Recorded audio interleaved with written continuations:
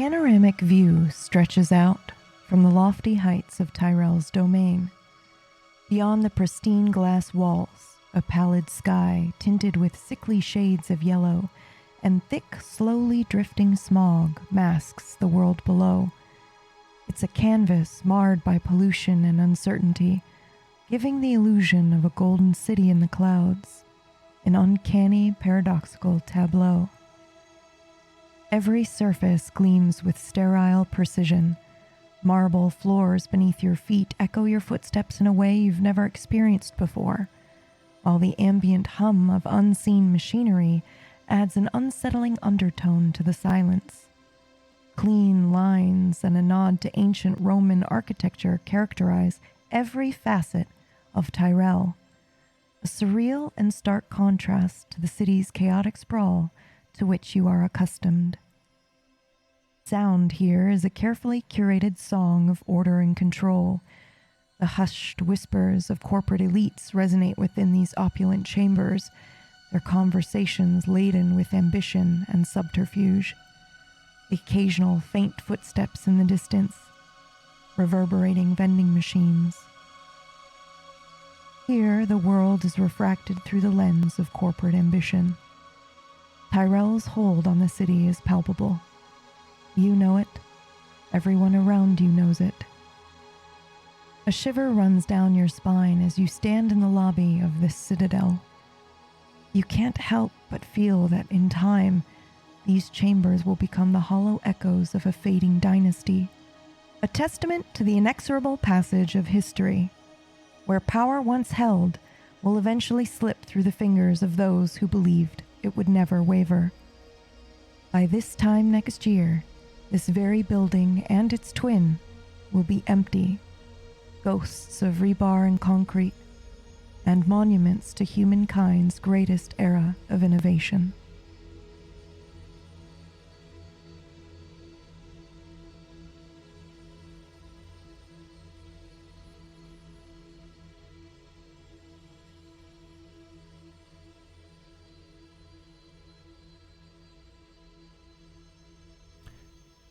You'd see me reach into one of my pockets, and I'll pull out a little pod with a pill in it. I'm going to pop it and just stick it in my mouth and chew it before swallowing.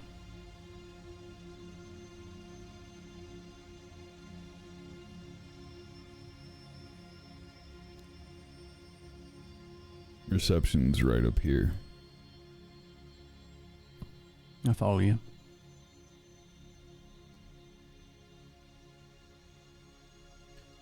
Hello?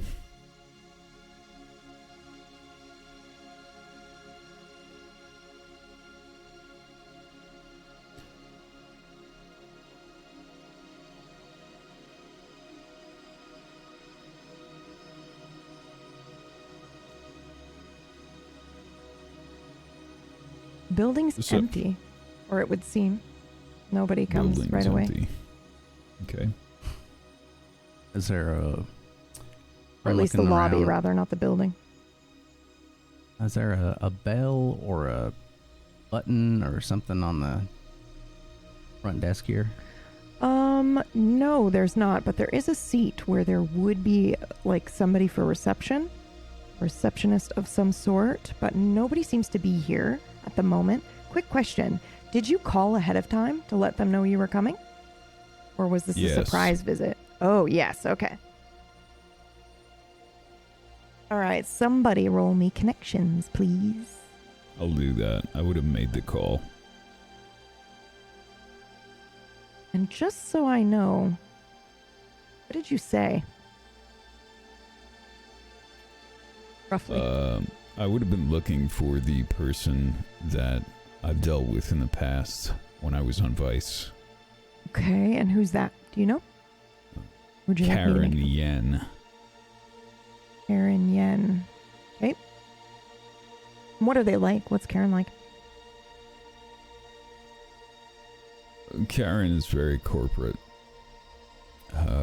She is the Tyrell Corporation liaison with the LAPD. Okay. What does I she would have look had like? to deal with her a lot. Extremely professional looking, clean cut. I imagine older. Okay. And I would have said something along the lines of, I would have said that we have a few questions in regard to a replicant case that we're working, and we need the cooperation of the Tyrell Corporation so that no one else can get hurt. If Okay. you've seen the bombing that took place, we believe that a replicant is responsible for it, and potentially other okay. bombings around the city. Okay. And did you roll connections? No, I'm sorry. That's all right. Had you doing multiple things? I'll push that. All right, go for it.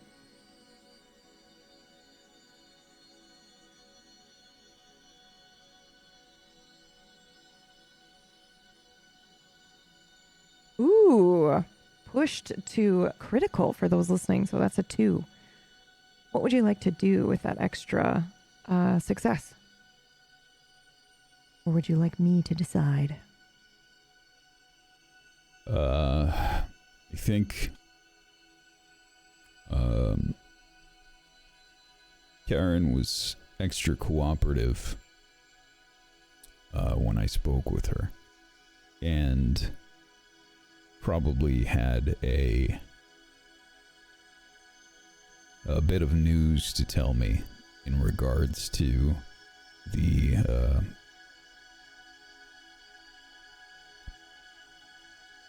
I'm going to be a bit cheeky here. Okay. Probably had a bit of news to tell me in ways that we might be able to identify the replicants.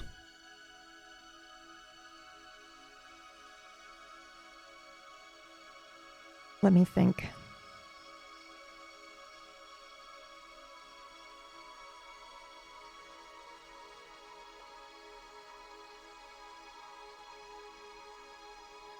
Okay.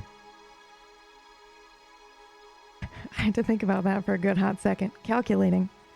Okay, so what does Karen look like? You said she's very like professional looking, but like Yeah. what does her hair look like? Is she difficult to read because she's so professional? Is she like warm with you, or? I think she's warm with everyone, which is kind that of fake warm? Yeah. Yeah, okay.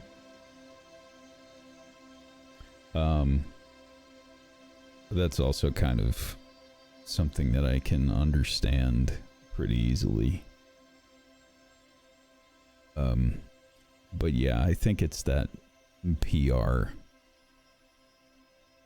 outgoing personality. Okay.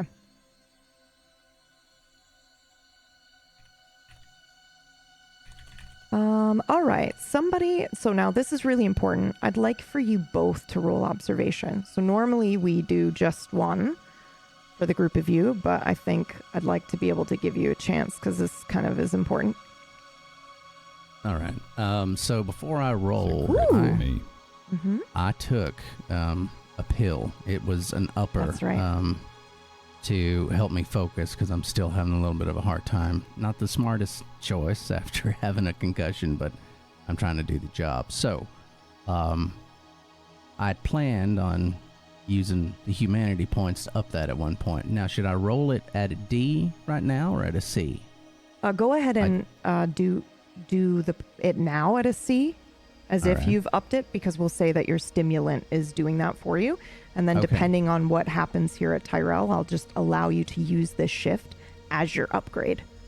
Right. Because all the right. way that it works is you have to spend your shift doing something so that you get the upgrade. Okay. So that's 3 successes. So this thing hit me like a truck. Okay.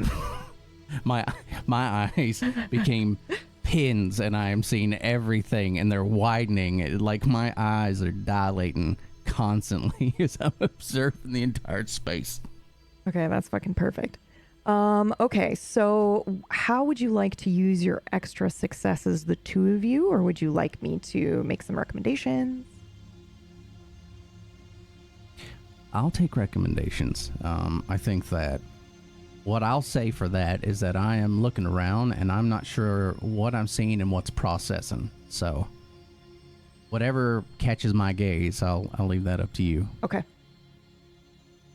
What I'd like to do is allow you to have this throughout the rest of the scene, or like most of the scene, if possible. Is this just a general observation of what we're noticing around the lobby? And well, this is, what you're going to notice throughout the lobby and throughout the scene, yeah.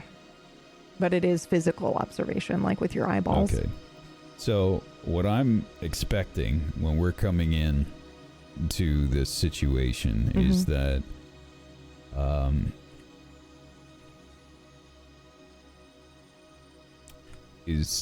Tyrell definitely has some kind of an agenda when it comes to these replicants being copies of each other.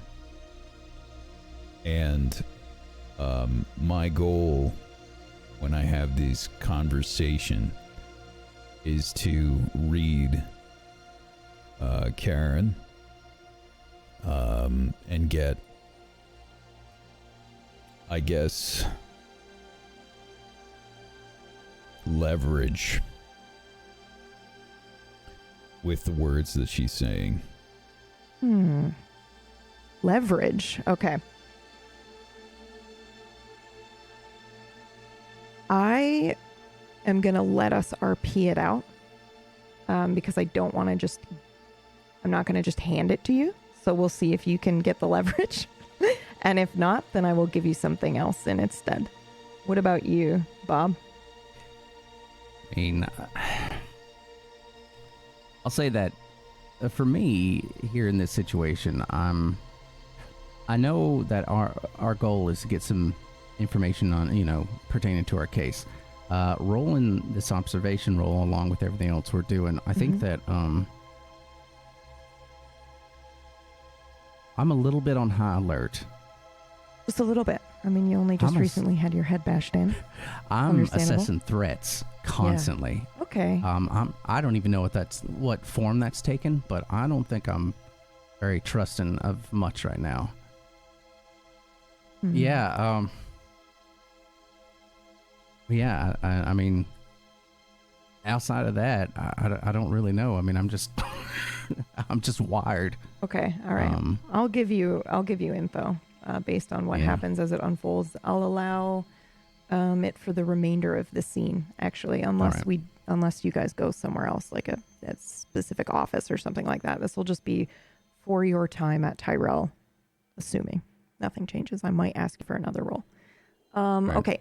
Karen approaches. I will say that it strikes you as odd that no one is here to greet you, even though you called ahead.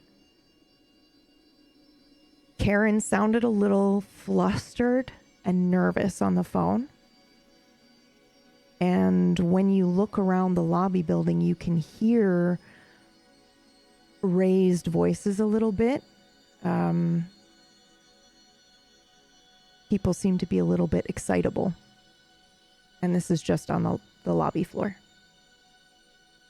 Before she gets to us, I'm going to lean into Galen with this and just say, there's something up. Yeah, no doubt. Yeah. Just keep eyes Galen, open. hi. Welcome back. And I'm sorry, I didn't get your name on the phone. Oh, Bob. Just call me Bob. Bob, nice to meet you. I'm Karen. Pleasure's mine. It's a pleasure to see you again, Karen. The pleasure's mine as always. I'm very good. Thank you for asking. And yourself? Well, it's been a rough few days, as I'm sure you can imagine. Oh, I can imagine. I'm so sorry to hear that. What can I help you gentlemen with today? Well, Karen, is there some place that we can sit down and talk? Of course. You know, Karen, I noticed that there's no one at reception. Is there something wrong?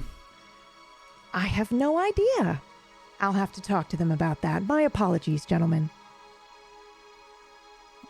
We've been waiting a little while now. Again, usually, my apologies. Sincerest apologies. Now I know that your time is very valuable, so right this way. Lead you out of the lobby. I will allow you to use one of your connections, your pushed connections roll, to where she leads you will give you maybe potentially more info if you can figure out what's going on. Or you can save it. Yeah, I think I'll use mine. Okay. Okay. I do have a question though. Mm-hmm. How nervous? Is she using her hands when she's talking, or are they like firmly behind her, at her sides? I'm trying to gauge how. I mean, I the way was she talked to us holding my sounded on hands edge, like but- this during the RP and right at like Okay. below chest level. So for those Okay. listening, I was clasping them together, but not like an extremely tight grip or anything like that. Okay, all right. But All right. I don't think, other than what just happened, I don't think there's anything else that you would notice. Other Sure. than she seems a little nervous, what I gave you before. All right. She might seem a little bit less nervous now than on the phone earlier. All right, so she is going to guide you somewhere that is not on the first floor or like in the first couple of floors. So she guides you to one of the many, many elevators. And then you guys go up. It's very quick, by the way that you ascend. And this isn't the ground floor as in on the ground floor. Tyrell has many different like ground floors where you would fly in with your spinner. So this is probably one of the many. So it's technically probably like 50 floors up was your ground floor. So she's going to take you up a little bit higher, probably so that you have a better view of the city or the skyline. Now, have any of you ever been up this high before? Like where you're above the smog? Yes. No, I've not. Ooh, okay. So this is your first time, Bob, as you ascend up above the smog, and it looks like it's just everything is golden. The sky is yellow. You can see the sun. It's from pollution, but it looks beautiful. So as you're up there, all the walls are glass so that you can see outside. There's a lot of Roman architecture and pillars and things supporting the building. And Galen, can I ask when you've seen this before? If you want to share?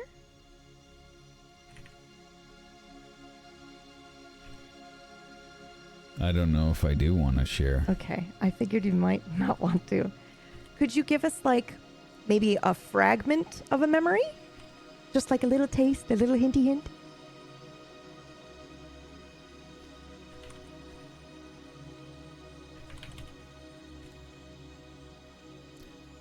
There would probably be a quick flash of very wealthy looking apartment. And there'd be finery all around. There would be a hint of clothing on the floor. A bedroom. Satin sheets.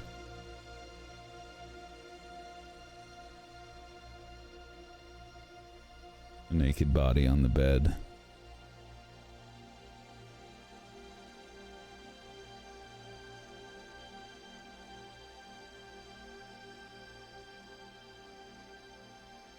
Thank you. That's exactly what I was hoping for. Perfect. Okay, so you're familiar with this. Is it still surprising, Galen? Like the skyline, even though you've been here before? Yes, but I'm trying very hard not to show it on my face. Ah, okay.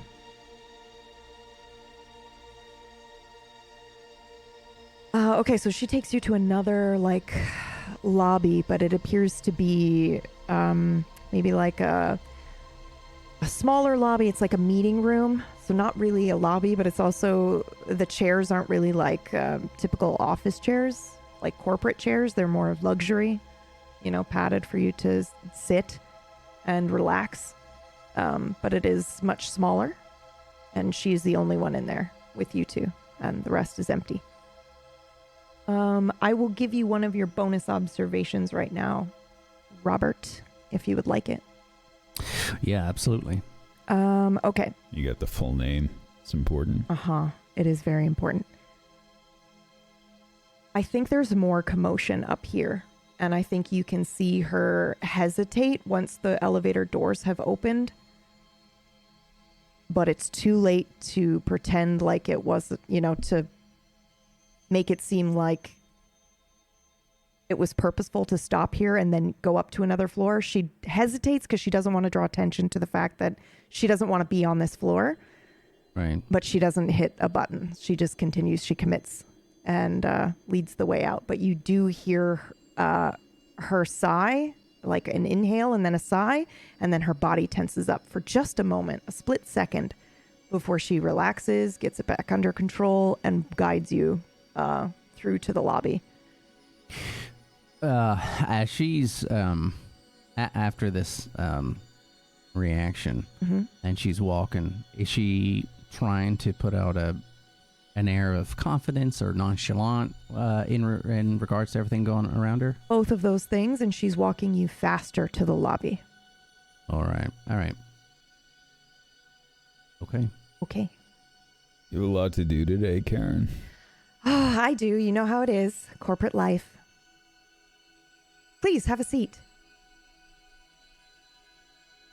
Terribly sorry to take up your time, but as you can imagine, it's pretty important.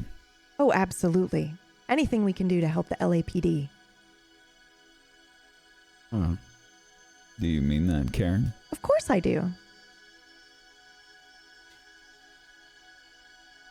I'm not going to sit down. Oh. I'll sit down.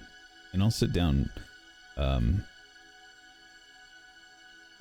right across from Karen. Okay. As soon as you go to sit, she will then sit. Are we inside of an office right now, or are we just sort of like a little cubicle sort of area? It's not a cubicle area. It's like a mini lobby. It's like another kind of greeting room. Like, she didn't take you to an office. She didn't take you to a cubicle area. But nobody else is in here, so it's more private. How much of what we just walked past can we see from here? I will let you take your your second bonus observation if you want. Right, yeah, I think that depending on how this area is designed, with Galen sitting down, Karen across from her, I'm standing up, I am toward whatever would be considered an entrance. I'm not far away from Galen. I'm not, but okay. I am sort of, I'm not going to say my body's agitated, but it is energized, and I think that I am walking around and I'm looking around at stuff. And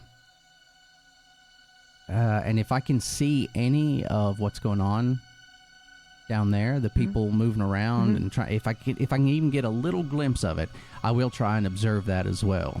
While trying to I'll give you try to pay your attention. second observation critical success for this if you want, and say that you position yourself in a way next to Galen.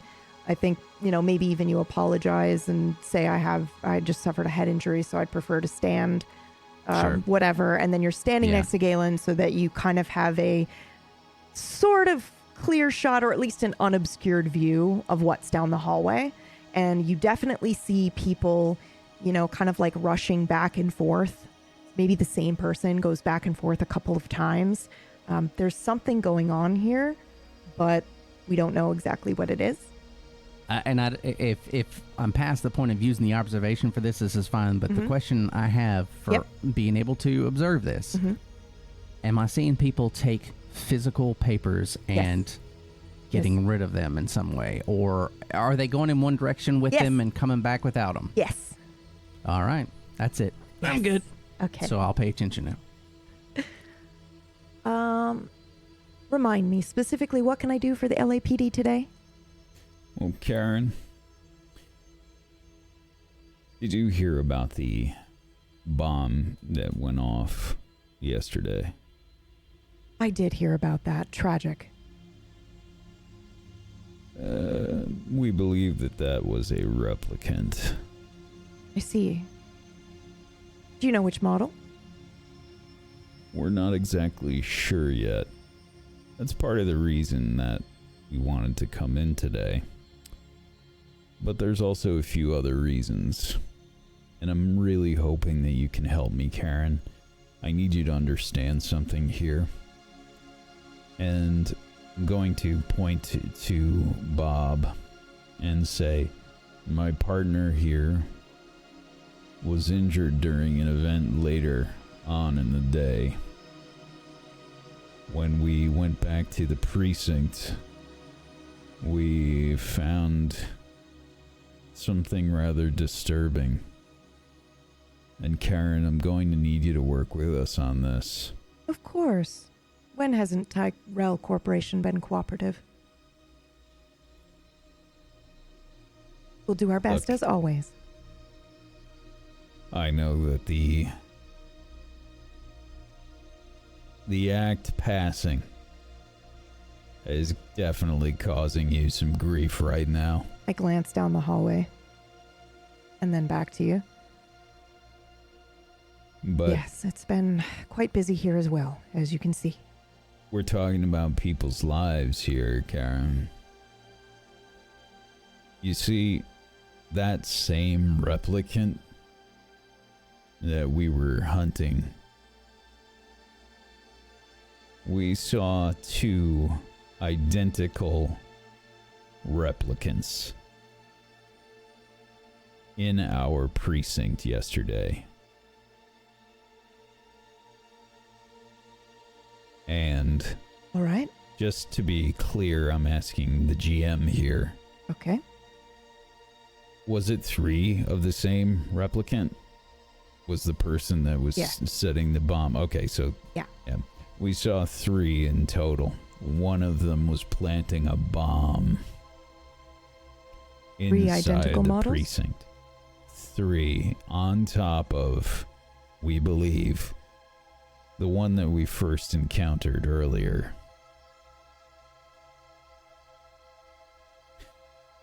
Is this a common practice? Is what a common practice, officer? You can tell she used officer instead of detective on purpose.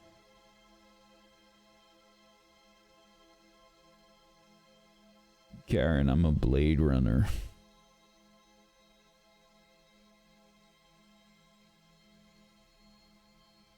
Is what common practice? Using the same mold. Well, of course. You think we only use a mold one time? It is strange for them to be in a similar location, though. Usually they're a little bit more spread out than that. Do you happen to know what they looked like, or a model number, or anything like that? I'm gonna hand over the Kia and show the image. Okay, we're gonna do manipulation. I think maybe I should do that one, Bob. Yeah, please do. Yeah, it's gotta be you.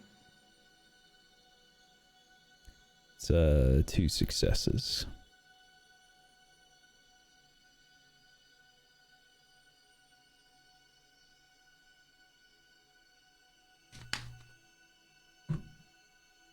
Okay. Hold on.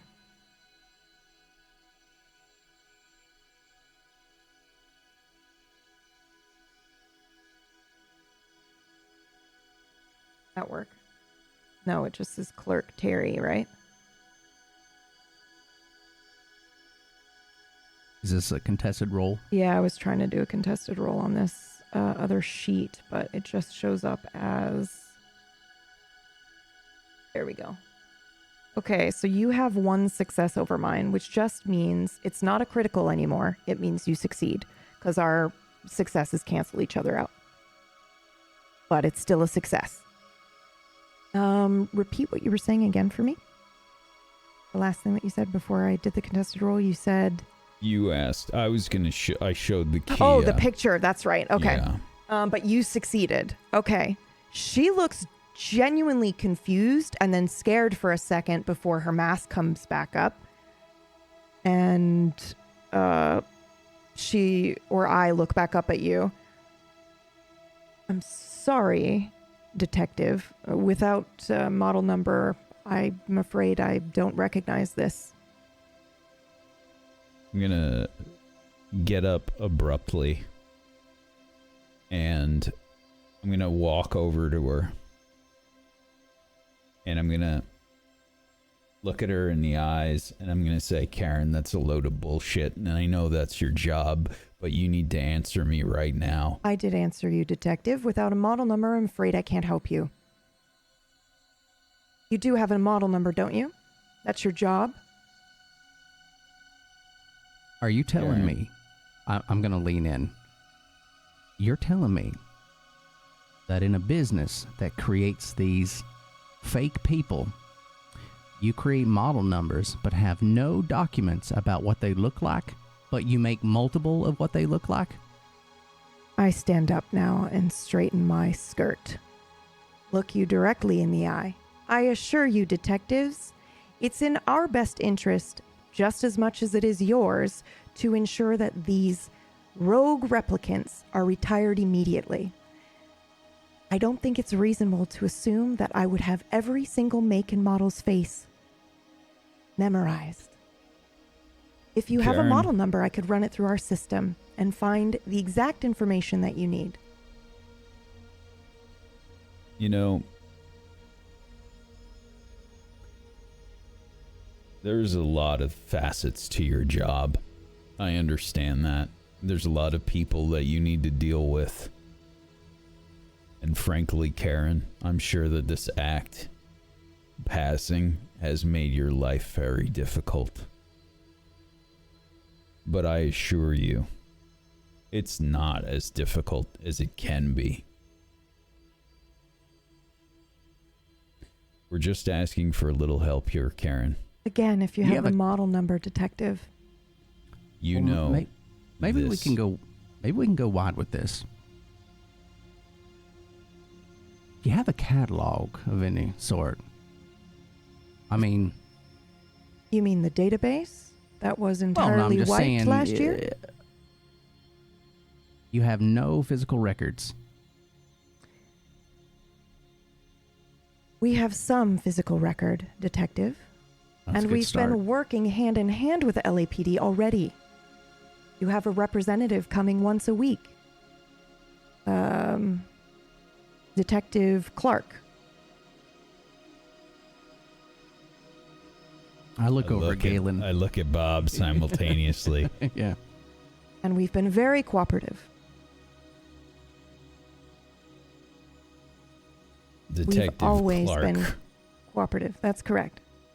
That's your representative.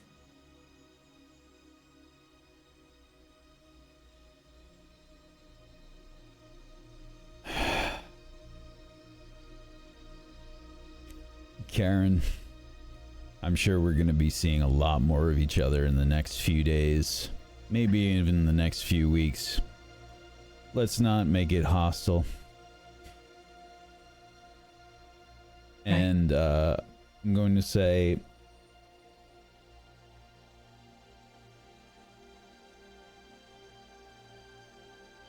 let's try and work together. Of course, detective. Like I said, we've always been very cooperative. Anything we can do to help the LAPD. If you come back with a model number or a serial number, I'll be better equipped to help you. Karen, look.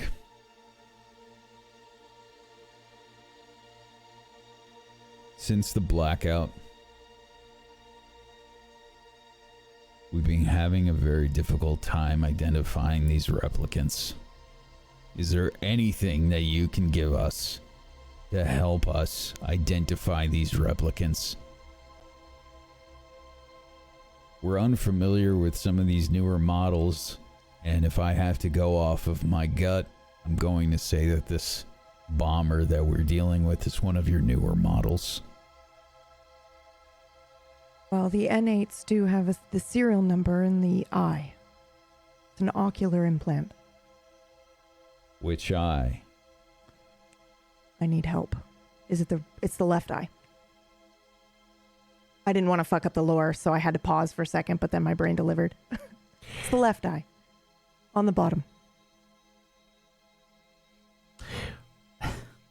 I look over at Galen for a second with remembering that we definitely put 2 bullets in the heads of one, and I put a 3rd bullet in the head of the other. I don't know if we're going to find anything like that. So I look over at him, I go, we might want to talk to Detective Clark. I think that'd be a good idea. One more question for me, Karen. You have a bathroom around here I can use? Manipulation roll, please. Oh, God. You think this is her first time doing corporate espionage or anything like that? Like, she knows what that means. Yeah. I have... Okay, so for Resolve, I haven't slept. I would still have the Resolve that I had before, right? I have like 3 pips there. No, because this is the next afternoon. I know you didn't sleep, but you can still do activities that bring that back up. Like for some people, it's having a cigarette brings that resolve back up. You took a stimulant, so I will allow you to have one. If you can argue that you did something else in this time period, then maybe I can let you have another one back. But the only thing I did outside the stimulant was the going to see the memorial. Yeah. I would say that counts. That counts. Absolutely. All right, I'll pop it down. But I am going to try and... Is it possible to get 2? It is. I would have to roll almost perfect, wouldn't I? Yes. So for those listening, why not? Karen rolled a 2. I've rolled a 0 so far. He rolled a 0. So if he pushes, he could potentially roll a 2. Yeah, come on, just 1. I'll push, but only because my resolve is down.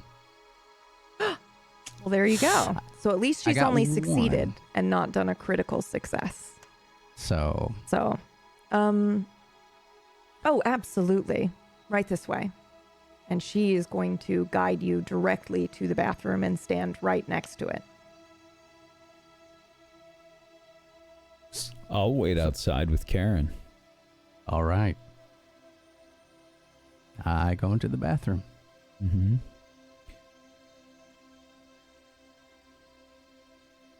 You're very good at your job, Karen. Thank you, Detective. I hesitate as if to give back the compliment, but then I choose not to. And I think you noticed that.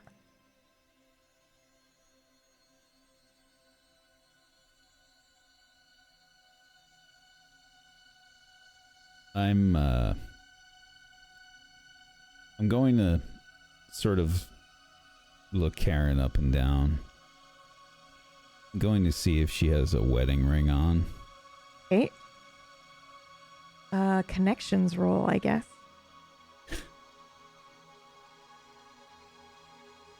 Let's do observation, actually. Oops. Sorry. So you can ignore your connections roll. She does not have a wedding ring on. But I will say that you notice that her suit is probably more not wrinkled, but more wrinkled than you've ever seen it before. And I think it implies she's been here for a while, perhaps even overnight.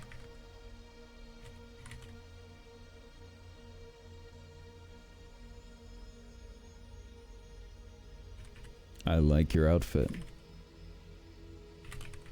Thank you.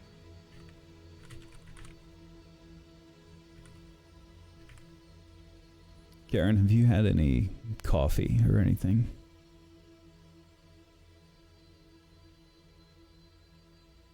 Not for a few hours, no. Late, are you working tonight? I don't know yet.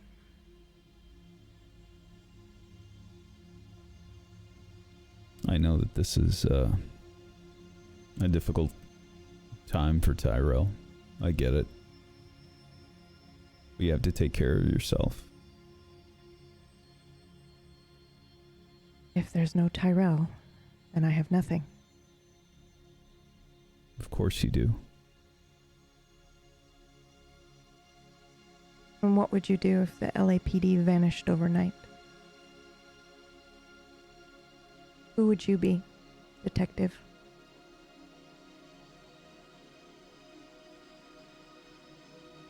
I'd still be me. And what is that?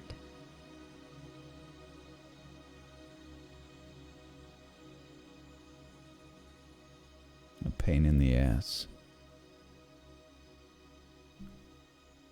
Bob walks out of the bathroom at this time.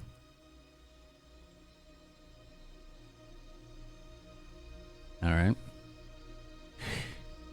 Partner, you ready to go? Yeah. Right. I said lead the way, and going to hand Karen something. Okay. Just a scrap of paper. Is there something written on it? Yes. Okay. Are you not going to say it out loud? Are you going to send it to me? I will. Okay. Send it to you, I mean.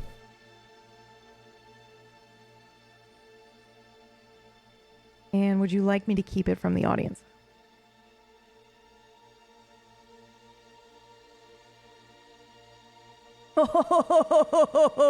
Okay. Okay. I don't think she looks at it right away, though. When you hand it to her, she just takes it and holds it in her palm, but she doesn't throw it away.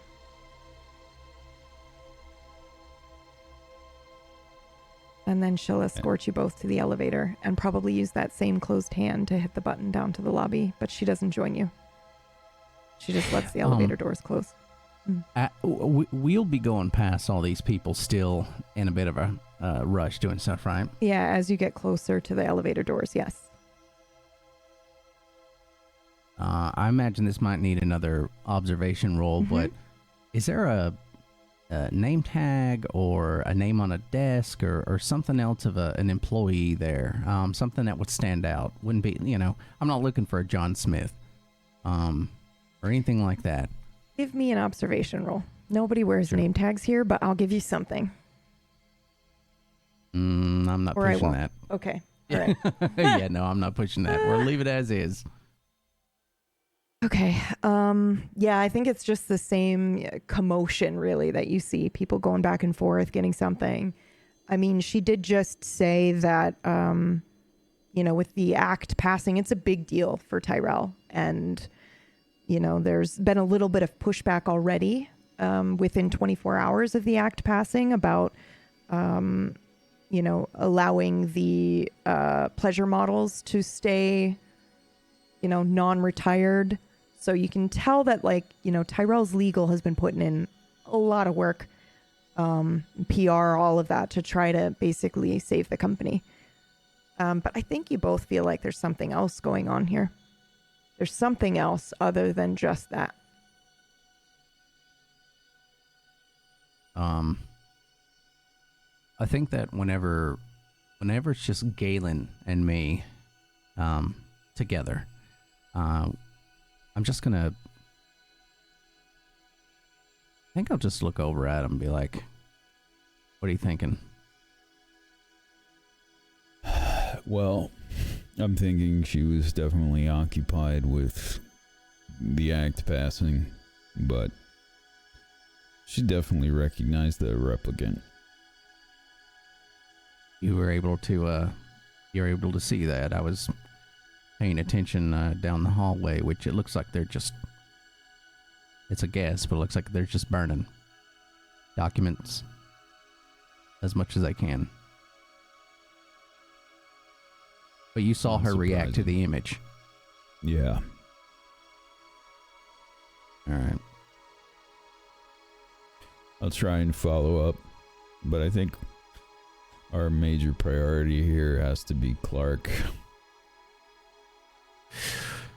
Yeah, I agree. I got a few questions for him, but I understand that he's a liaison, but do you think it's an issue? Do you think we're going to have another bit of stonewalling through him? I don't know. Only met him a couple times. Didn't have enough read. All right. All right. So, you want to get something to eat on the way to the precinct? Probably a good idea. All right. You can choose.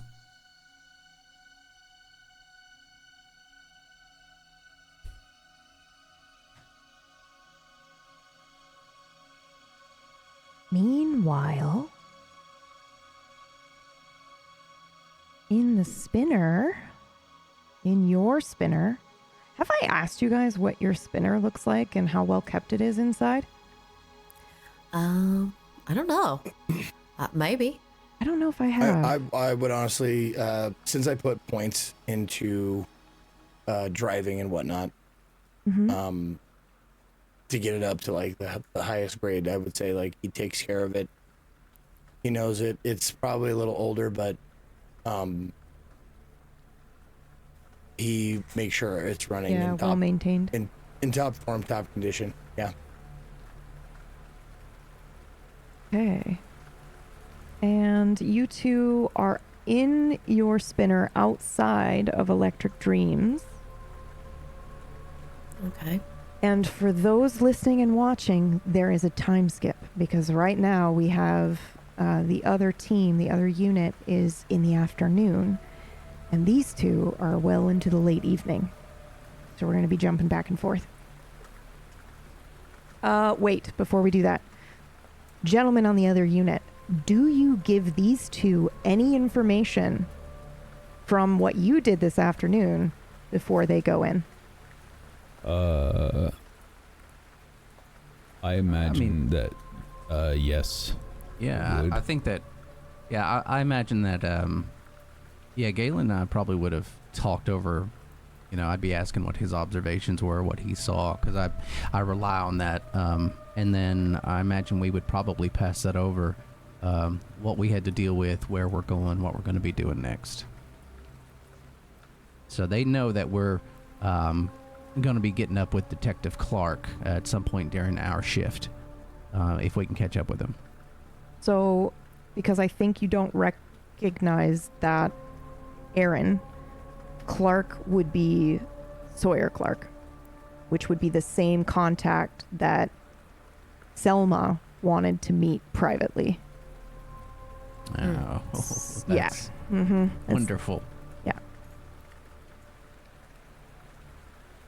So if you still want to leave the message that you're meeting, you're meeting him during your shift, that's fine. I'm just letting you know. No, I didn't put those two things together. Yeah. No. So I suppose with that being what it is, I don't know, Galen. What do you think? What would be our move, considering we know that Selma has this personal connection to the Sawyer. She played the stuff for us, right? Yeah. All right. We did. So yeah. So what do you think, Galen? How do you think we'd proceed with this? Just so I'm clear on the people, Sawyer is a different person than Clark, right? We don't know. Okay. Oh no. That's the big question then. All right. I mean, if we don't know, then we're going to follow up, aren't we? I mean, Yeah. that's just what we would do. That would be my natural conclusion. I think that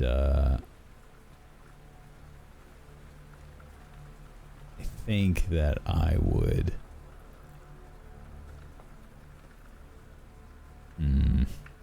Sorry, I need to think about this a second. Yeah, no, that's okay. I think that if we are not sure, then we will use the term Tyrell liaison. Okay. We'll use that in regards to passing that information over to our partners that are going to be heading to the club. Is there anything else you can think of?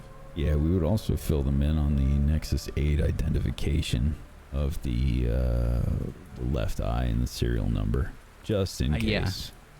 Yeah. Oh, actually, to that end, we'll also let them know that even though I'm thinking it's going to be a dead end, considering what Skiff and I did to those two replicants, I would let them know that I'm going to see if I can find a remnant of an eye or an eyelid, wherever it's supposed to be. If I on those corpses, I'm gonna see if I can find it. Yep. Okay. So you're going back to the station essentially. Yeah. For the rest of your afternoon shift. Okay. Yeah. All right. So you two in the vehicle.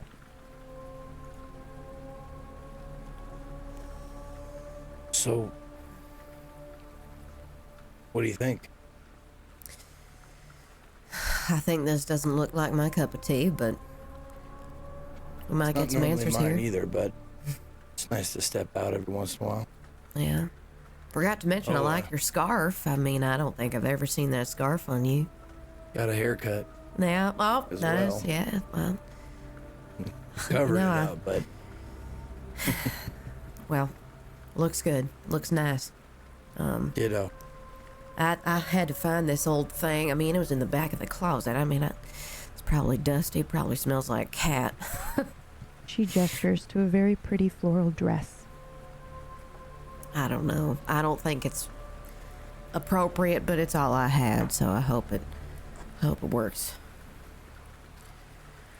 It'll be fine. We just don't want to look like cops.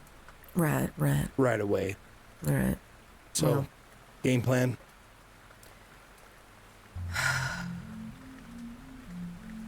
I don't know. You want to be married? It's probably most believable. I don't think we need to go that far. What, I say something funny? I mean, I don't think that's terrible cover. We're not deep undercover here. We're just casing. Well, I mean, you know, I threw it out there, and okay, you don't have to laugh at it. I thought it was kind of a funny suggestion, but okay, you know. Yeah. All right. Well, what are we doing here? We're just here for the vacation? We're vacationing on a night where there was a bomb that just went off. I mean, I just don't understand who'd be doing this right now if they were on vacation. So what? I think being an analyst, I think you might be reading too much into this. Like, no one's gonna ask us our backstory, you know, at least not yet.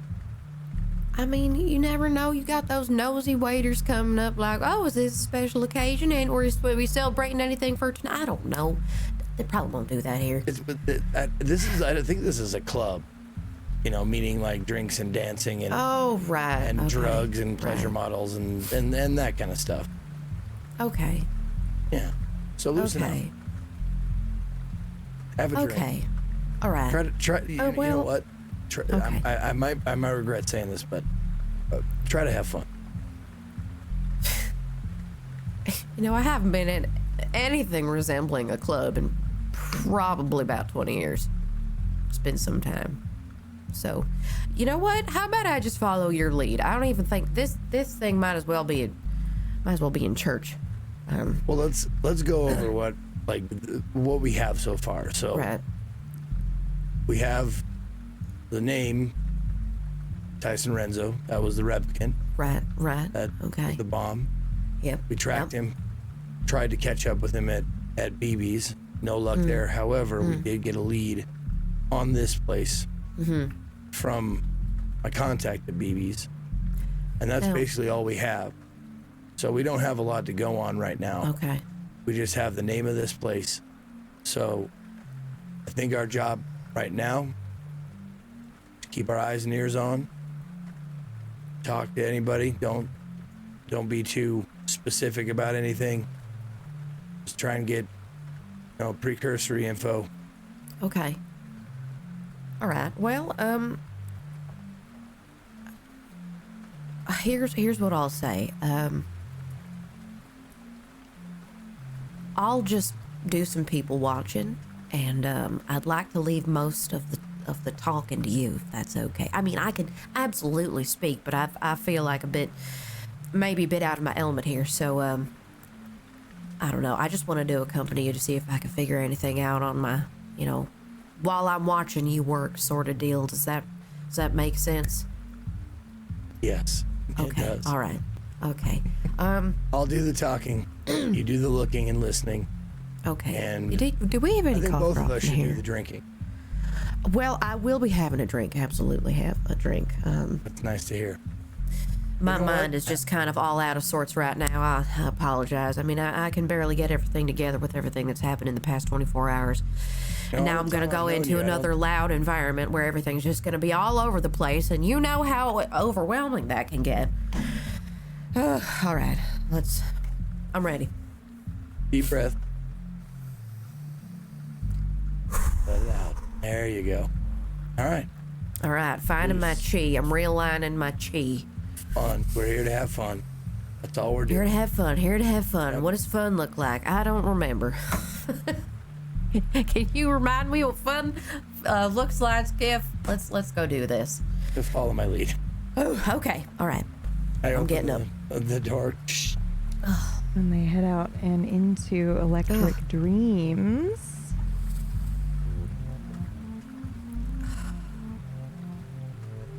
A shimmering aquatic world unfolds before you. Mesmerizing wall-to-ceiling fish tanks adorn this club. Various fish, vibrant and diverse in their form and hue, seemingly suspended in crystal clear waters. They glide through a vibrant underwater garden, their scales glistening beneath soft, diffused lighting. Yet, as one scrutinizes closer, the illusion falters. Their movements are far too perfect, their colors too vivid, like living canvases plucked from the depths of an artist's dream. The air is imbued with a subtle, briny tang, as if the sea has found its way into this hidden oasis. The soft bubbling of the fish tanks blends seamlessly with the ambient music, creating an aquatic harmony that resonates throughout the space. It's surprisingly soothing, an otherworldly melody that draws you deeper into the immersive experience. Velvet, soft chairs and plush cushions invite you to sink in and savor the moment. The faux fish that gracefully float and fly around without tanks occasionally brush against your skin. The surreal magic of this elegant underwater haven. Wow. Table for two? Oh, yes, Is there a special please. occasion tonight? No. Just here to No. have some fun. Just here? Yeah, Okay. we're just here to relax. Top floor or Ooh, top floor sounds fun. all right. What would you recommend for a first timer here? Oh, it's your first. Okay. Definitely the top floor. It's mesmerizing. Right. All right, let's do it. All right. And she guides you to the top floor, up some stairs. A couple of the floating fish probably bump into you before she seats you, sets down a menu. I'll give you a minute. Okay, thank you.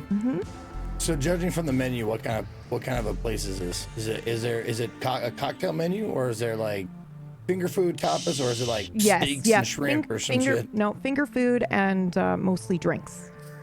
Okay. So appetizers and drinks, cocktails. Let's go. Okay. Oh my. Okay, I'm sorry. This cocktail is just called fish fingers. Isn't that supposed to be like like a fried food, but they're making it a cocktail? Are you Fish. sure you're not in the appetizer section? No, isn't this the cocktail section? Oh, maybe it is. Okay, no, they have, what is this? Brie with buttered bacon. Oh God, this is, Are okay, you this looks hungry? like bar food. No, I thought I was looking at cocktails. Where's the No, cocktail? I take the menu and I flip it over, and I tap at it. Oh. And I There it is. tap the section like that has like daiquiris and margaritas. Like that's where Okay. you live right there. All right, that's where I want to be right here. Is that's where I'm living? Yep. Oh, God, my Careful eyesight. though. Those sugary drinks, they sneak up on you. Sugary, I would never. Nope. That looks like a headache in the morning. That's what they should call it, a headache in the morning. Oh, gin. You know what? I think I'll get a gin and something. That lemon thing looks pretty good. Gin and something. Gin and something. Yeah, it was a. I don't know. Oh, what it's is a it? specialty cocktail. Yeah, it's one of the. Hold up, hang on a second. Where's it? Gin with a hibiscus twist. Electric I love whenever Sunset. they say twist. Sorry, what was that? I said electric sunset, gin, and Electric hibiscus, Sunset. and a little bit of lemon, yeah. right? Yep, that's the one. And you probably need like a hint of something else in there, but that's okay. That'll do for now. Yeah, I'll get the Electric Sunset. That sounds special. And what about you, Skiff? What do you order? I'm just gonna get the just a Glenmorangie, just straight up. Okay. 3 fingers. Okay. I don't know if people still order like that or whatever, but I just want whiskey or scotch or whiskey in a glass, please. So you notice on the table, you can actually punch in your order after looking at the menu. So do you wait for her to come back, or would you like to just punch in your order on the on-screen table thing that you have Oh, to your I'll side? wait for her to come back. We're kind of here Okay. to talk to Yep, people. that's So. what I thought. Yeah. Okay. Yep. And do you say anything while you wait? Do you converse? I didn't know how long if we have time to chat before Yeah, she you comes do. back. Yeah, you do. Okay. I mean, can we? I'm Can we gonna really? do Can we hear each other? Can we do like a group observation roll Yes, Yeah. absolutely. to see if anything stands I out think to you us? should do 2 separate ones, just like we did for the other team, just because Okay. it's important. Okay. And the music isn't like overpoweringly Selma. loud. I think when you were thinking club, Selma, I mean, it's clear to me you were thinking like the previous club, but this is more like a lounge. Okay. Okay. So you've got There you go. music's not too overpowering. I like that I can't locate the cocktails, but I'm gonna roll a 2 and probably get some information there. Why is that? You're a more forest. I feel like I'm like a bigger picture person, you Okay. know? Maybe not as detail oriented, but I feel like I'm bigger picture here. So You're I'm using just kind all of your like brain reclining power. a little bit. Yeah. Yeah. I'm just You're like, the what brain is power's this not going to cocktail? specifics. Fish fingers, and then you look Who's around looking and at you're like, wait, cocktails? who I'm is not- that? Right. I'm Okay. not looking at cocktails. So I'm scanning kind of just a little bit, seeing, you know, who's who, what's what, who's sitting at what table, who's looking nervous, who's looking excited, who's looking drunk, that sort of thing. Okay. And you're on the 2nd floor, so you can We're on the actually. top floor, aren't we? Yeah. So yeah, Or there's is that the top floor? Yeah, that is the top floor. So there are Okay. 2 floors, 2 levels to this place that you can see, and so that means that from where you're sitting, I'm going to assume that you're detectives. You're here for a reason. That you asked for a table that kind of had a view of downstairs as well. So you can actually scope out both this floor and the one below you for the most part from where you're sitting. And you rolled a 2, which is a critical success. Do you have any thoughts as to what you would like to do or a specific ask for that critical success, or would you like me to just tell you what happens? I think my first goal is to not dismiss what could be going on the lower level as well, because I Okay. know we're up here, but I'm trying to see if I can get maybe the best vantage point to where I can see what's going on both floors.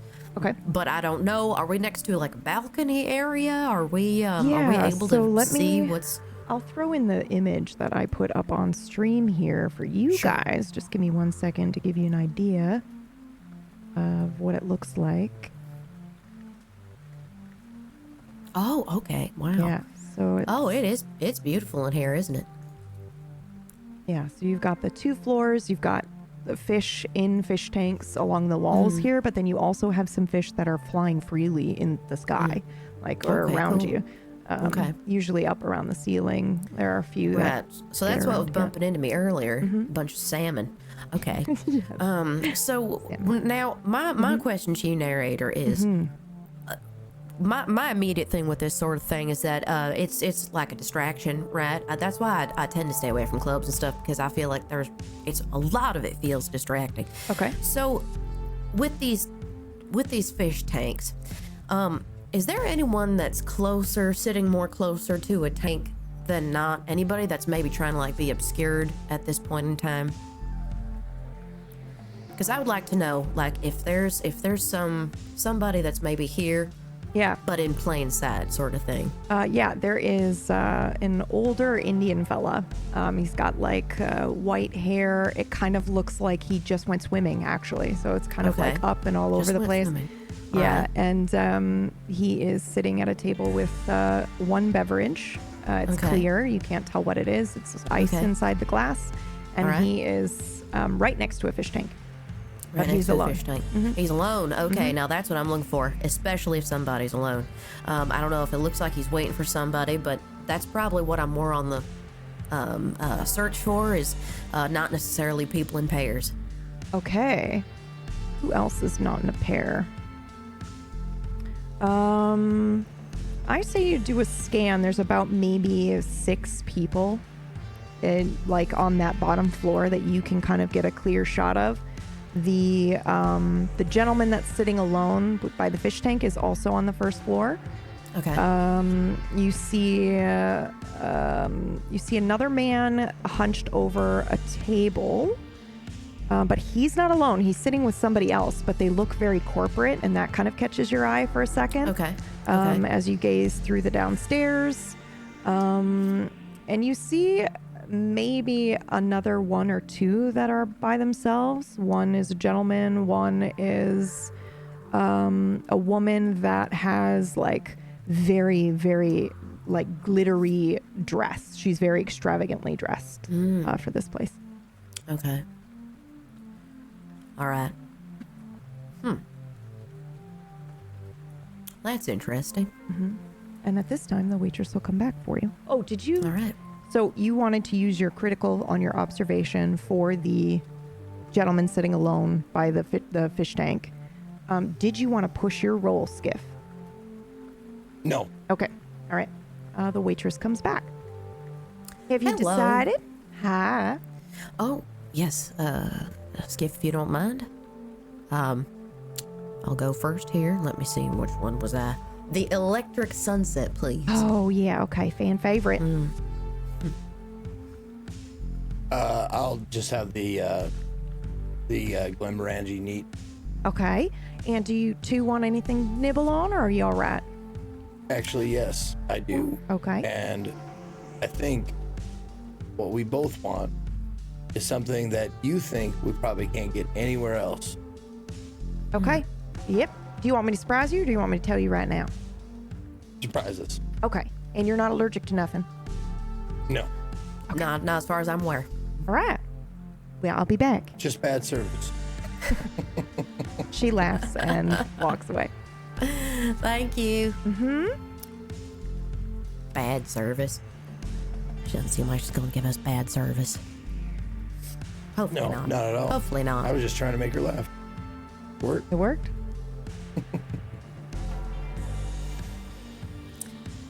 Well, So I picked the wrong seat, I think.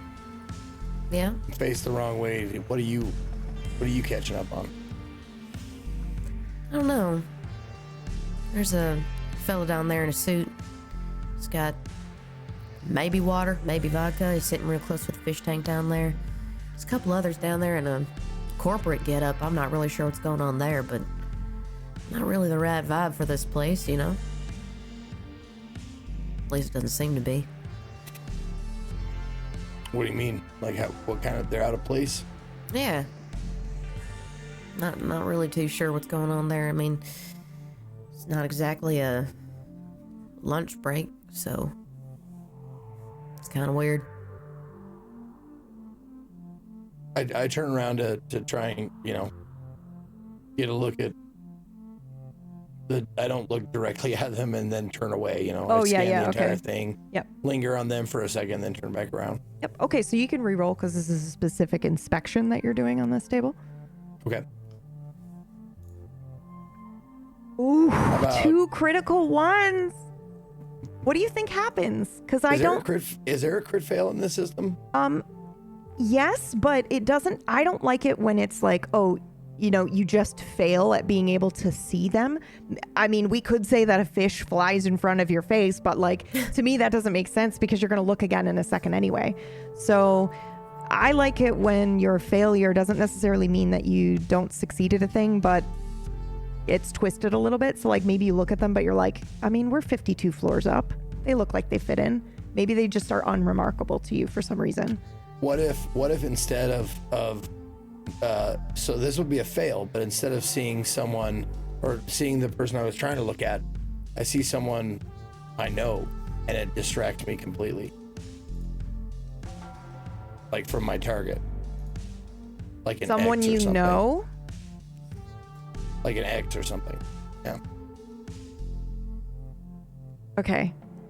I have an offer for you, but I don't think you're gonna say, like it. I'm lobbing. I'm giving you. I'm setting you up for the spike there. Yeah, I got it. But I don't know if you're gonna like it. If you accept my offer, I will give you something else in return. It'll be great. I promise. Okay. You see her. Her. Yes. Wait a minute. She's older now, but there's What the fuck? There's no mistaking that face. She walks in, waves with 2 fingers to the bartender, and then heads around the corner into a back room maybe, or restroom. But it's around the corner and you can't see where she goes, but that's why you fail critically on your other roll. Well, if Selma's looking, I go, you've never seen me look like this before. Right, no. She's watching your I'm watching your reaction right now. Blood drains completely from my face. Like, I am paler than you've ever seen me. I am on edge. I am like I went from relaxed to like tense. Skiff, what is it? Like it's a matter of just a moment. And you can see, like, if you look like close enough, you'll see, like, you can see the vein just going do-do, do-do-do, do-do-do. Hey, talk to me. What is it? Do you know them? Do you know the corporate people? What? Sorry, I'm sorry, what? What did you see? Who'd you see?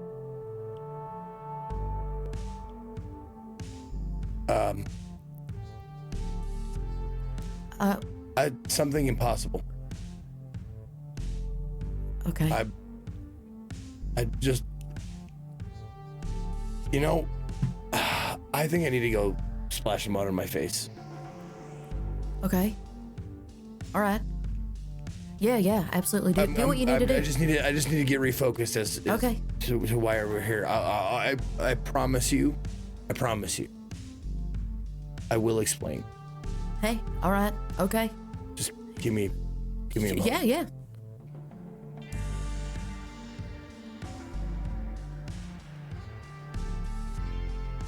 I'm looking around. I am trying to see what the hell was down there. Okay. Yep. All I see, I think, are the 2 people in suits still. I'm not sure if I caught exactly who he was looking at, but if I was looking at his face to see his reaction, I was probably also looking in that general direction. Did I see anybody out of the ordinary? I'm going to need another roll, observation. Another roll. Normally I would let it stand through, but this is that's kind of fair. important. Okay. Okay. I'm going to leave this up to Skiff. Do you want to describe what she saw? You can include as much or as little as you like. She succeeded critically, but I'll give her something else. Yep. Would the person that I saw, would it stand out to her? Well, she said she was trying to figure out if she saw who you, or could assume who you were looking at, or what you saw that freaked you out so much. And she did succeed on this roll, but we can say that she either caught a glance, or I'm going to leave that up to you what she saw. So do you want to describe what this person looks like? Yep, 1 second. Sure. Nope, not that. That's not what I want. There we go.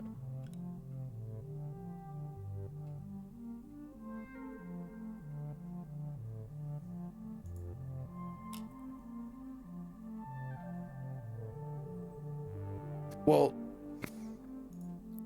what it looks like to you is a wealthy, oh my God. How, I guess I gotta ask BB, how old did she look? I'm just going to say older to you, because I think at least when something crazy like this happens, it's hard for your, logical mind to stay present. So I think you're just shocked. So she just looked older than you remember.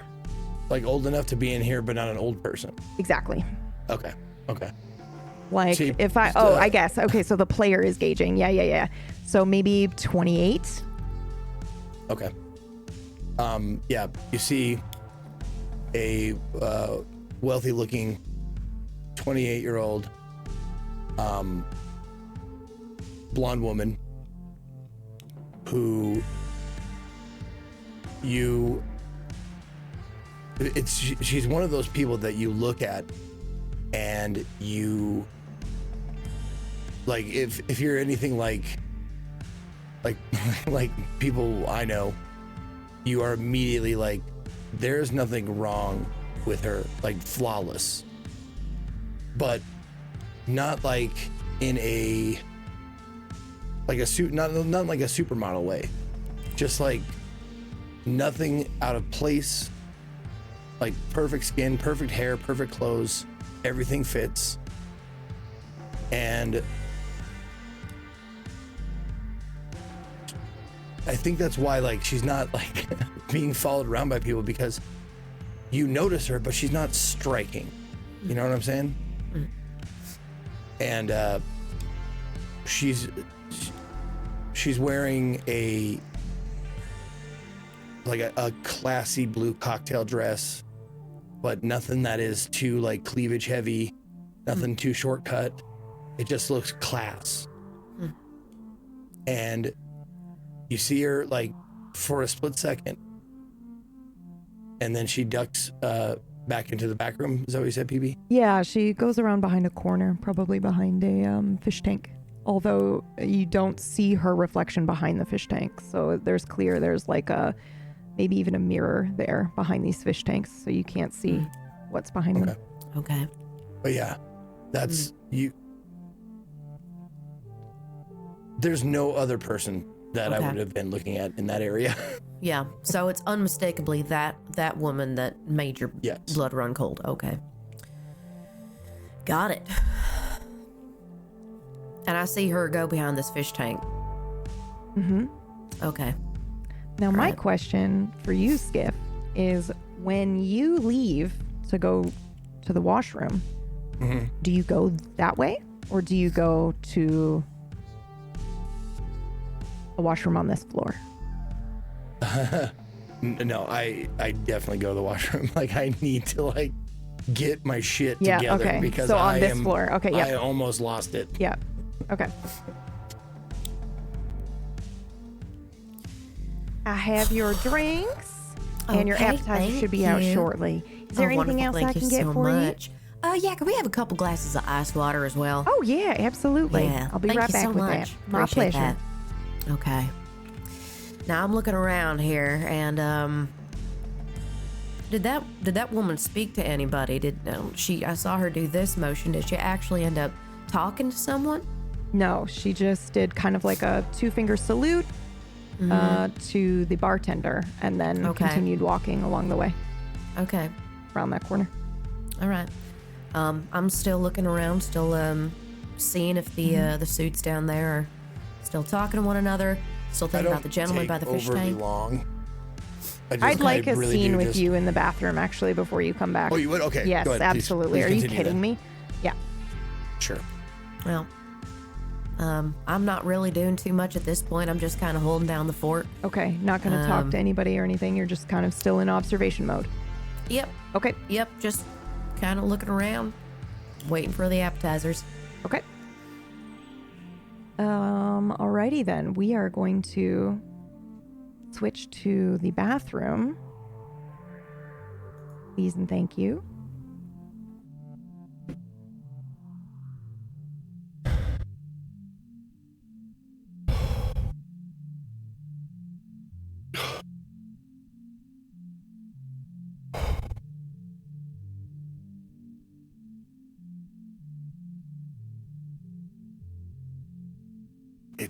It can't.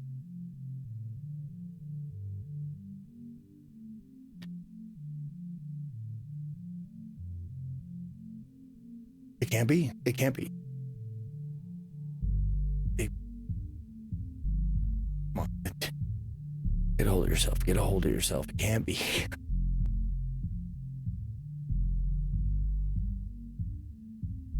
She wouldn't have lied.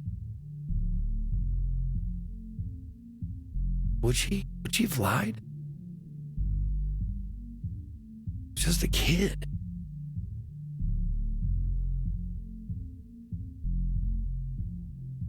I finally get take a minute to breathe. And yes, PB, Okay. by the way. Yep. All right. I take a minute to breathe. And I try to put together how old she would be, and it doesn't make sense what I saw. Are you saying, does it make sense? Yes. Well, no. No. Yeah. Okay. So the only explanation, because it can't be what I'm thinking it is. I don't know what The you're only thinking it is, explanation but I is will. no, I'm trust talking to you. myself. Oh, yeah. Okay, sorry. That's right.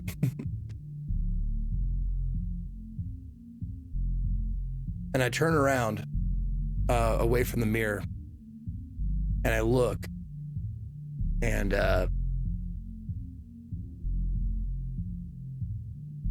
Detective Lake is got one foot up against the stall. He's got his hat pulled down. You can't see his eyes. Sitting there, and you can see him smoking a cigarette. And I start talking to him. Okay. She, numbers don't add up, Wes. They, I mean, she'd be my age. Yeah. Or maybe even a little older. I thought that was obvious.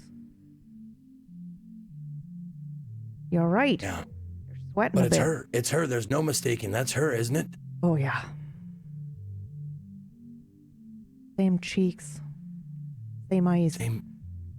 Just like a fucking diamond. Flawless. Just, it has to be. The only explanation I can come up with is, tell me if I'm forward. right. Is okay. The one we're seeing now is modeled on the same person that I knew as a child, just more grown up. Yeah. They don't age, do they? They don't grow up. That's crazy, Well, right? I mean, they do, don't they? They're built in with safety, like with an expiration date. Well, the older models, yeah. What about the new ones? No age limits. They age slower? Well, this wouldn't be the same one, right? Because the newer models, that's not possible. Yeah, it can't It's be. impossible. It's not the same, whatever she is. And you'd think by now, after all of my work and, you know, all of my time with the LAPD as a Blade Runner, you'd think that I would have heard of another child replicant before now. I haven't seen one or heard of one since I was a child. What if they're hiding it? You know? Yeah. What if we could get some information? You know, our new partners went to Tyrell. Maybe we could ask them to get some information. What do you think? You want to go down this road again, don't you? Oh, you know I do. You want to figure this out, don't you? Well, this is the first lead we've had in more than anything. 20 years. Aren't you going to go Longer. follow her? I better. Yeah, you better. Do I leave Selma here?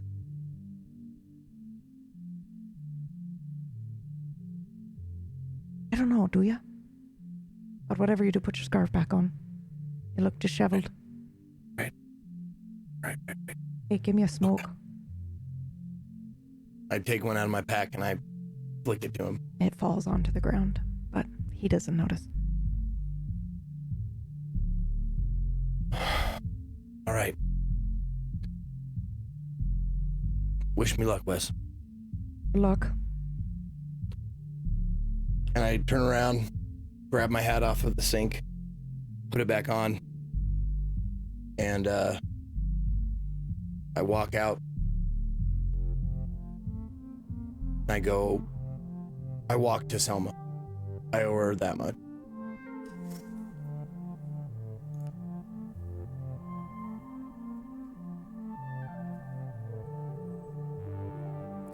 Hey.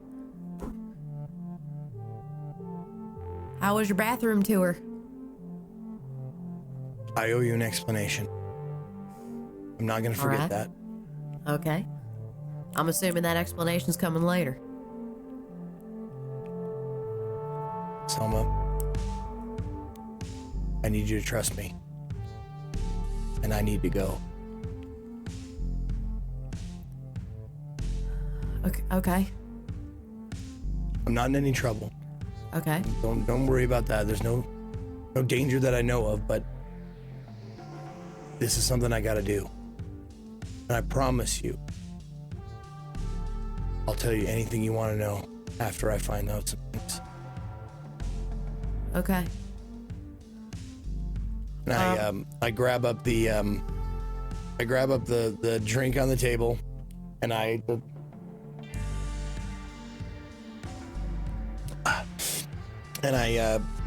how do you pay for things here? Do you just like Ooh, that's a good question. scan stuff? You got a card, a thumbprint, something? Well, so it's so funny that you bring this up because I think right now we're seeing a decline in Chin Yen because of the time period 2023, in that we just had the blackout in last year. So that would mean that we're seeing a lot of like faux corporate currencies that are popping up as they say, don't worry, the banks have gone under, but we've got your back and we'll give you a loan and you can just use our credit. If you've seen Mr. Robot, it's very similar to that, where you're seeing corporate bucks, you know, Wallace dollars, you know, things like that, Tyrell, credits or whatever. So we're seeing a lot of that pop up, but there are some people that are trying to personally fund like Chin Yen and keep it alive. So it's up to you. Do you pay with some form of corporate currency or do you pay with Chin Yen? And this is just flavor. You both can afford it, but. Well, I would have done some prep work. I would have, as a part of coming here tonight, I would have brought the appropriate currency because I plan to pay. Okay. Do me a favor and roll me. You'll use the appropriate currency. I'm just trying to decide if you get something extra. Okay. Roll me either tech or some form of information gathering that you have, and I'm open for lawyering.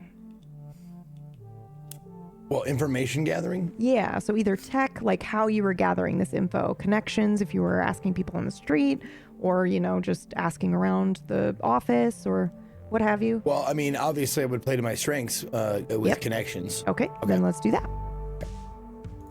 Jesus Christ. Woo-hoo-hoo-hoo! That's a 4. Okay. Wow. 12 and 12. That's All right. 2 12s on D12s. I'm typing this to you because I want it to come out in RP. So check your DMs. Okay.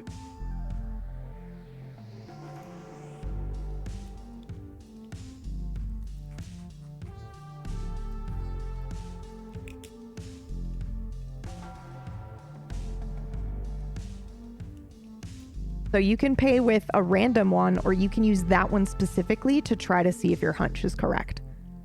I will definitely do that then. Yep. Okay. Yep.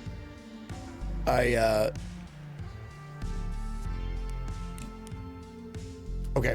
I reach into my inside pocket, pull out a billfold wallet, whatever, and I grab the one with the Wallace Corp logo on it. Yep. And I tap it and see if that on the little display thing that we have on our table. Yes, and not only that, but there's a discount for using Wallace credit. I Pretty look big at too. It's like significant. It's 15%. Dang, that's nice. I look at Selma. It's on me, and Hey, I trust you. I grab the keys to my spinner, and I put them on the table. I'll find another ride home. I didn't want to leave you stranded. All right. Hey, I'm a radio away, all right? Be careful in that. Just let me know if you need me. I'll stay here a bit longer. I want my gin. All right. Do so. Take care of Try to yourself, have- Kalispell. and try to have fun. I will. Thank you for Okay. understanding. I'll be Sure. in touch. Okay. And I jaunt swiftly down to where I saw her. Okay. Ooh. I need another roll for me. And this roll, however, is a 1d8, please.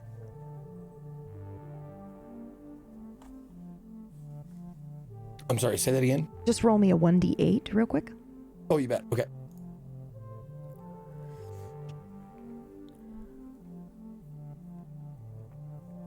Two. Okay.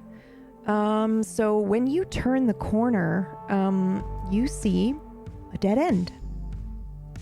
A bunch of fish tanks. Oh, and you're gone, by the way. Oh, okay. You want me to be, you were following me? Yep, we're following you. Okay, cool. Okay, sorry. Bad. It's okay. I quickly duck around the corner, Mm-hmm. and this is for sure where I saw them. Like, Yep, I'll look around like, this absolutely. is for sure. Mm-hmm. Okay. Does it look like anybody's standing guard, but not trying to look like they're standing guard? There's no one here. So this is just like a hallway to nothing? Yep. Fish tanks. Walls to ceiling, or floor to ceiling, I can speak. Fish tanks all around you. But it does appear to be a dead end. There All right, are I'm gonna, what look like 2 ways you can go, but both are dead ends. Both end in fish tanks. Okay. I'm gonna look around for like a hidden elevator panel or anything like that. Okay, let's do an Shit, do I have anything to help me with this? I I don't was think just I have gonna any tech say, to help me. can you roll observation at disadvantage for me? Yes.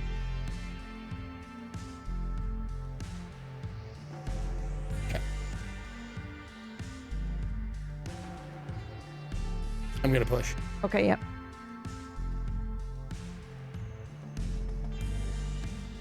There we go. Ooh, that push got a success. Man, I don't know if you were gonna allow it, but I was gonna push until I couldn't do it anymore because I am Yeah, desperate. of course you would. All right, I'll take a resolve hit. Okay, let's see. So you're looking around for some sort of wall panel, but it's obviously fish tanks. When you're touching it, it's the fish tank, and I think. Are you agitated right now, or are you calm? Did you calm yourself in there, or did you work yourself up with Detective Lake, and now you're kind of a little maybe It's slightly okay. unhinged? As far as like where I was, which was like an 8 or a 9, Mm-hmm. I like came out of the bathroom at like a 3, Okay. And then I turned the corner and saw a dead end, and now I'm like at 5 again. Okay, Like I'm getting up. So a little bit. Okay. Yeah. You don't find a panel, but I think as you're staring at the dead end, the fish tank, you see white letters, and then a sentence forms on the wall of the fish tank. Does it need like a special light or a special like angle or something like that to make out what it says, or can I just make out what it says? If you use a light or something, you might be able to read more of it. If you push again and get a 2, I basically need you to have a crit to be able to see this without something special. Oh, I need a 10 out of on a D10. Yeah, it's no big deal. No problem. That's all good. 4%, right? No, it's actually 10%. It's a full 10% because it's a D10. Anyways, I was thinking of a D20. All right. Okay, and while you do that, okay. So I'm going to.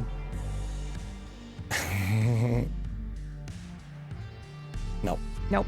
Okay. No. Now, technically, you can push twice with just 1 resolve. Do you want to do it again? Because you've already spent the resolve.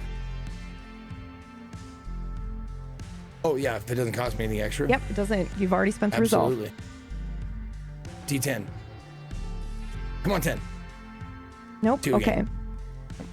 I think you can make out there are 3 lines, it looks like, and it looks etched in. But what happens is that as you're trying to read it, it looks like it flutters between translucence and you being able to actually read it. But I think I will give you 1 line. What's this journey mine? But there are 2 lines above it that you basically it starts to become clear and you try to grab the words, but then they fade away again. What's this journey mine? Yes. Question mark? Yep. Okay. I put it in the Discord as well. Okay. For you. Yep. Does it strike me as a quote or a lyric of a song or something like that I would remember? You can. Or would spark like an interest or spark like a it's on the tip of my tongue. You can roll for it if you'd like. Okay. What would that be? Insight, maybe? Or memory, whatever you want to argue. Insight's fine. Yeah, that's good. All right, let's go for it. Oh. Ooh, okay. Why is it only rolling 1 dice? Oh, because you're still at disadvantage. Whoops. Oh, yeah, okay, yeah, you were supposed to be on disadvantage with the other one. Yep, those were definitely on a disadvantage. Okay, so let me roll that insight again. Oh, there wow, 3, okay. Well, it's fun because the first dice is the same, so that's good. So I will give you, that is like a critical success. So I don't know how you recognize this because the words are, coming in and out of focus basically for you. But it's a haiku. And you can't make out the first 2 lines. Yeah. It's the last line of the haiku.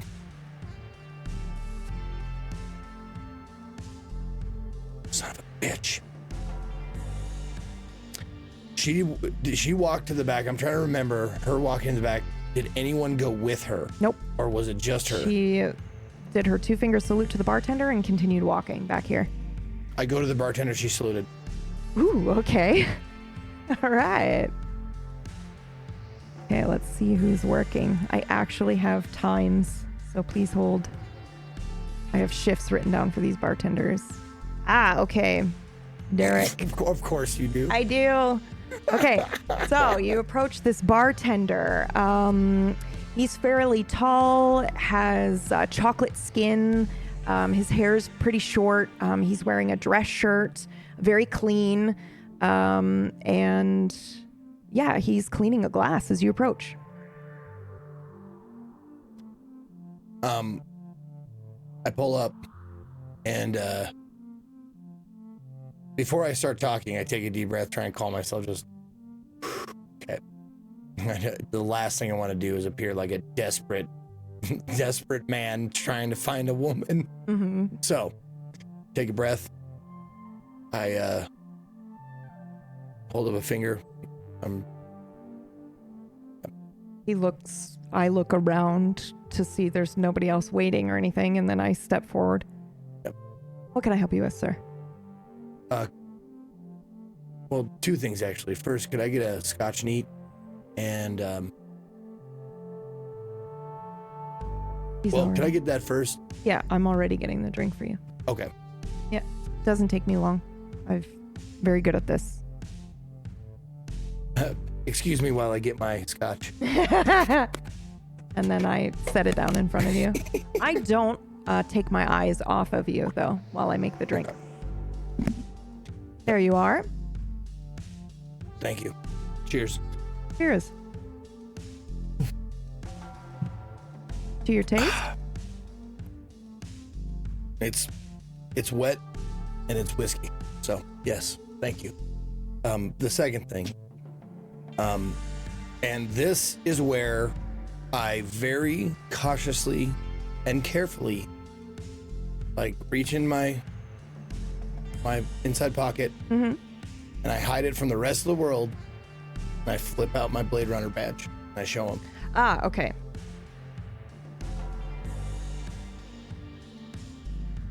His eyes widen for a second, and then he...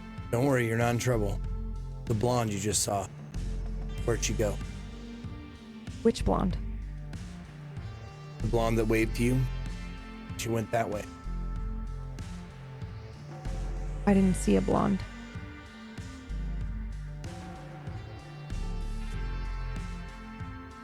She's standing right here.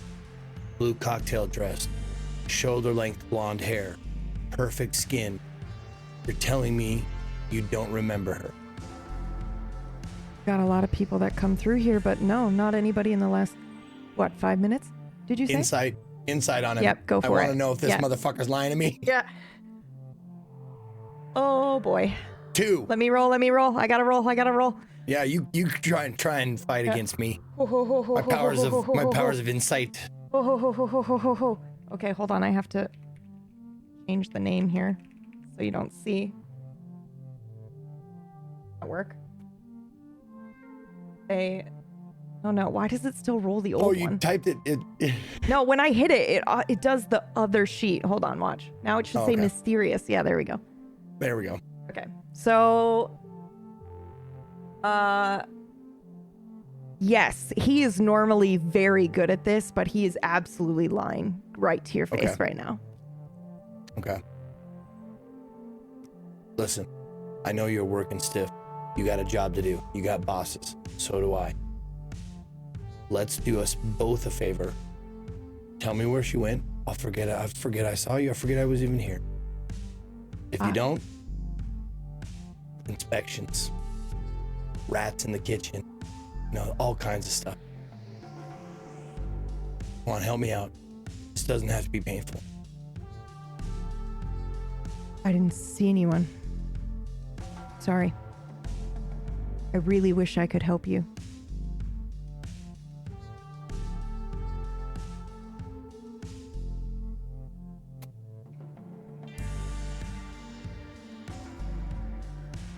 All right.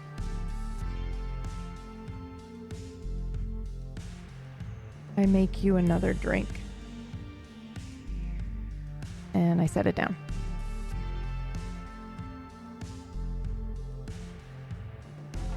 Thank you.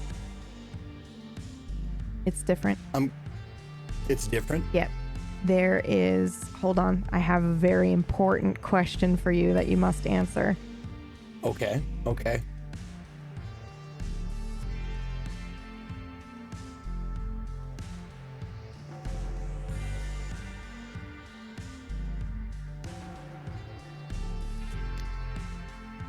Autumn. Okay. It is a maple heavy cocktail. And sugar. Brown sugar. Maple and brown sugar. I bring it to to my lips, and it just stopped me dead.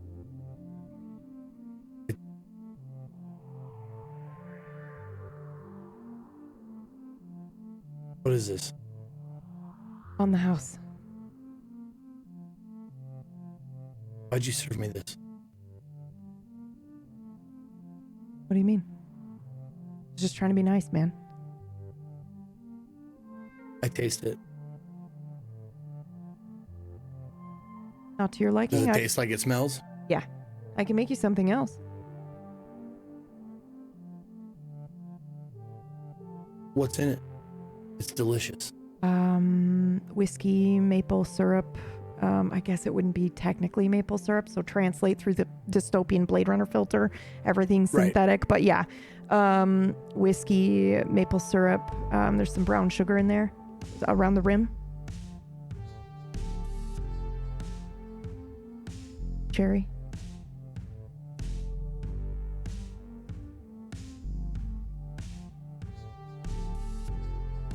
You're leaving me too long to think about it. Black cherry would be better. Sorry. No. So sorry. My brain is now like, oh, that sounds so good, and now I want enough this. of this with Selma, okay? Sorry. I'm gonna make it now. No, Skiff is just sitting there wondering, like, this is so weird. Like, the drink that the bartender gave me on the house out of his own making, without me asking for it, is a drink that smells like autumn. And that's what she smelled like. I remember it. It's exactly, I mean, it just hit my brain like a fucking sledgehammer. Can we say that Detective Lake is now next to you, leaning against the bar, and he's saying some of this to you? Like, what are the odds, excuse me, that this random bartender says he doesn't see her, you know that he's lying, and then he serves you a drink that smells exactly and tastes exactly the way she used to smell? Come on now. Is he trying to tell me something? Is he? Now the real question is, do we push? Or do we back off for now?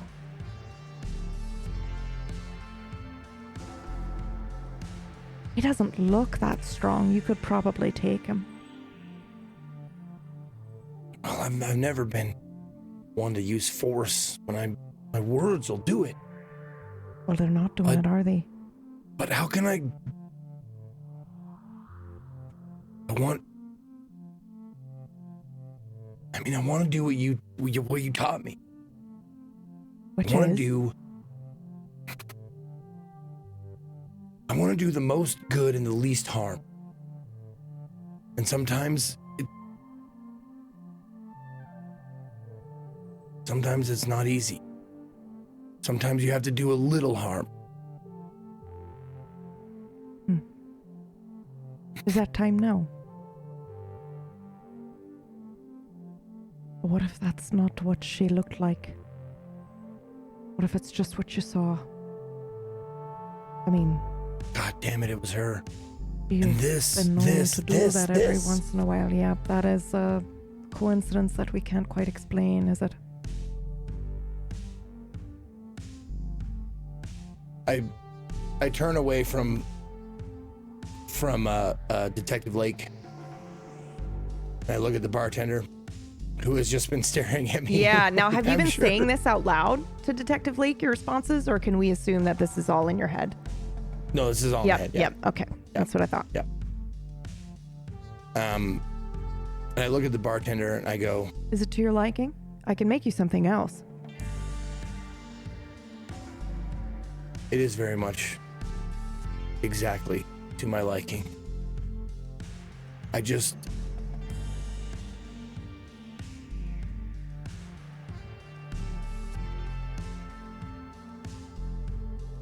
forget the badge, if you can. My expression This tells is- you I cannot. I look guilty and sad. I feel sorry for you.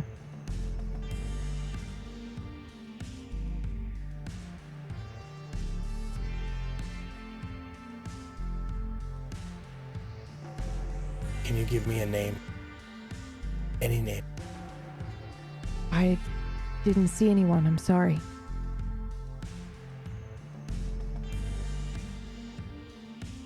All right. Last request. Sure.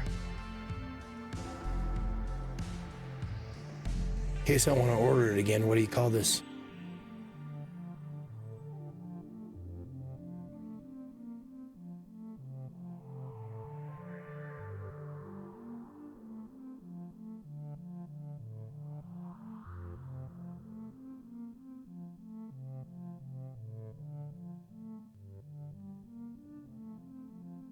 Hold. I'm waiting for a response. Hold on. No I'm worries. trying to come up with one that are all stripper names. I'm sorry. I'm like, nope, that's a stripper. Nope, that's another stripper. I'm just gonna let's say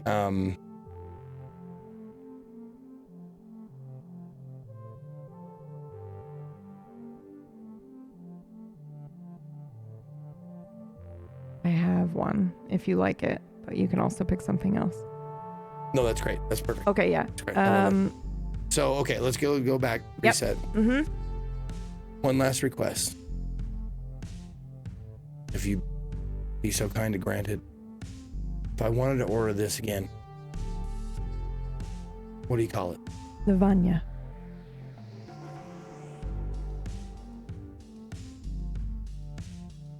Of course it is.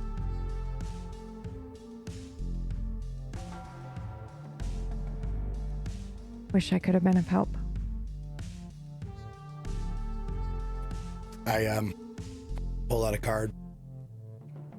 I take it, put it on the glass, set the glass on top of my LAPD business card.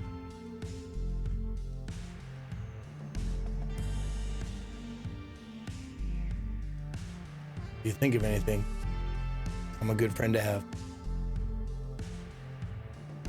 I walk away. Mad as hell. Do you by look the way. behind I you am at all? fucking Oh, I bet. pissed. Oh, I know. I'm so sorry. I'm just so upset right now. Oh my god. Do you glance behind you? Do I glance behind me? Yeah. Do you look back before as you're walking out? No, but I do like.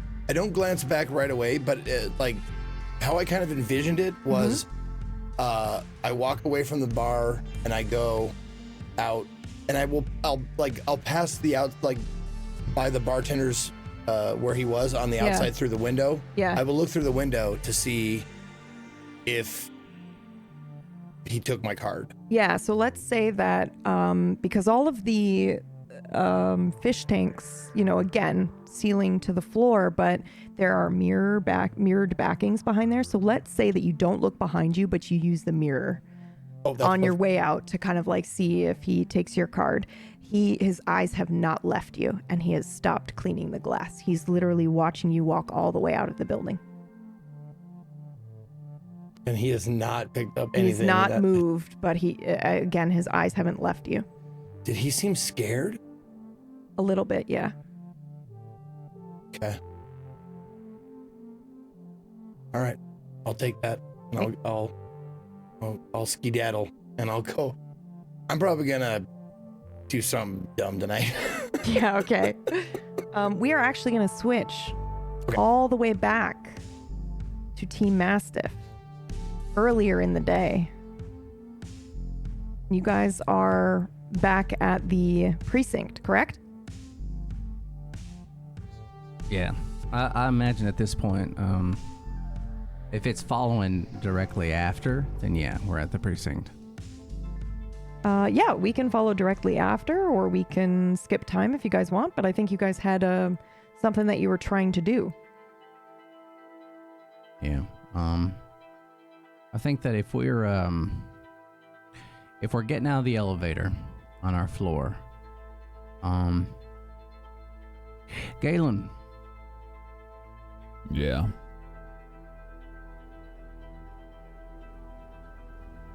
Do you know this Clark very well? Not terribly well, no. I'm not sure if I've even interacted with him now that I think about it. I do want to go take a look at the bodies if they haven't done anything with them. I imagine they hadn't. See if we can find that serial number under the eye, if there's anything left. I think that's a solid plan. All right. You want to look for the Clark first, or do that?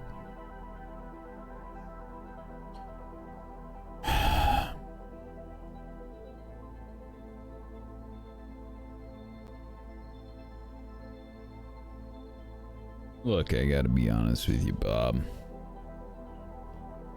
This whole Clark thing is very troubling to me.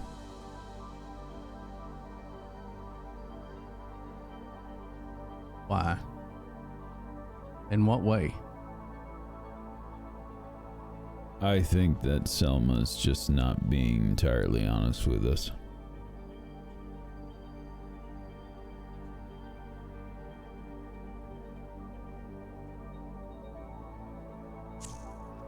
All right. All right, give me your concerns. Tell me what you're thinking. I don't want to make any assumptions, and you just don't trust her, or you thinking we're getting the runaround, or the runaround. I don't know whether or not we can trust her yet, but I mean that's just how it goes with everybody, right? I don't really respond to that. I just sort of keep looking at him.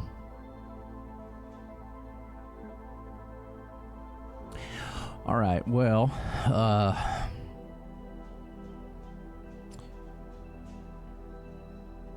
all right. Well, let's go off of that. Let's go ahead and assume that this is someone we can't necessarily trust, or at least we don't know how on the level they're being with us. What do you feel like that is doing against us or for us right now?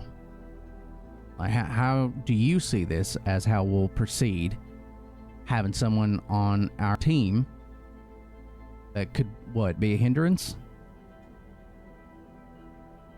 Whenever we have any partners in this job, there's always a period of reacclimation. I think you know that. Yeah, I know that. I haven't quite figured her out yet. But we're not getting the whole story here, Bob. I've had my fair share of encounters with coworkers. I know how it goes.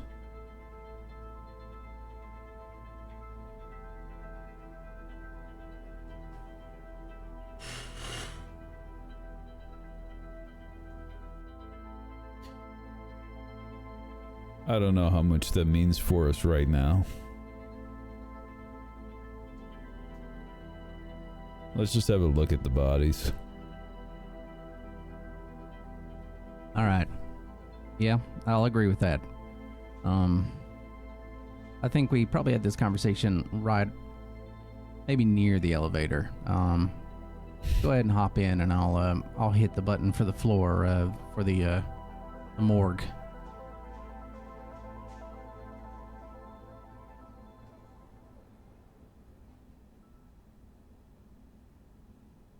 You feeling all right? Yeah, I've still got a little bit of a headache. Oh, actually, let me ask, how long has it been since I took that pill? Ooh, I assume you took it in the morning, right? So Yeah, how probably. long do y'all think it took you to do the, to your time at Tyrell to both get there? Keep in mind it's Sector 4, but you have flying cars and, and then come 2 back. hours max. Yeah, I think so to go too. there and talk and then eat. Yeah, Oh, it I'd wouldn't be. say maybe about 3 hours ago you took it.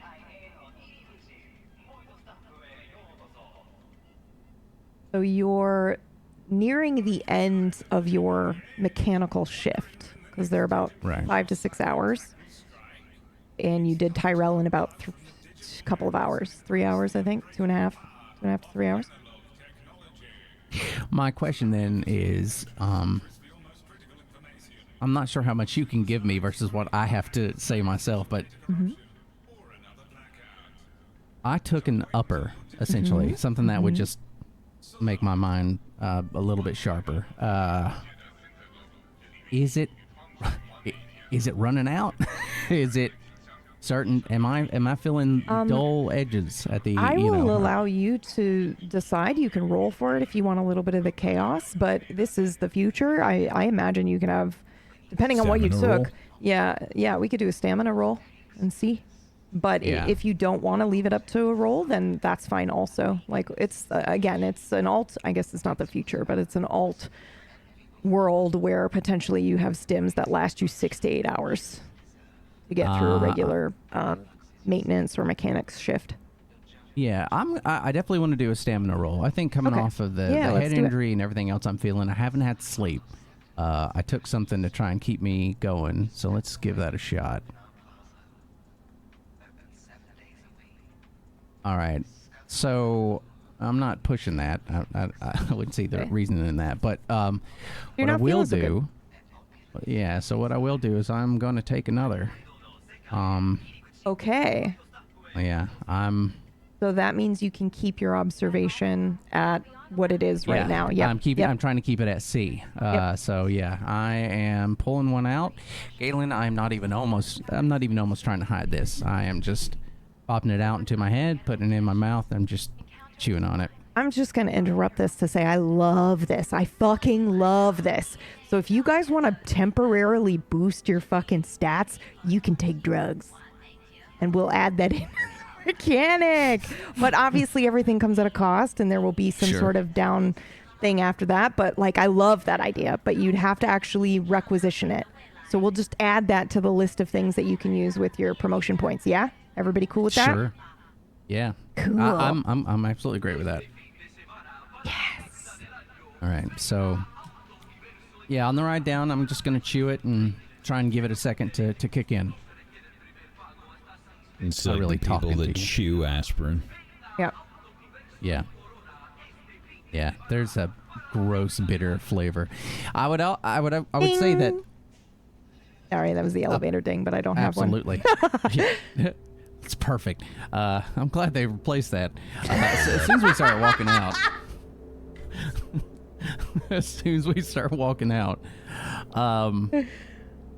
I think you definitely, you'd see me standing a little bit more erect. I think my head was starting to droop a little bit, but now I'm definitely a lot more alert.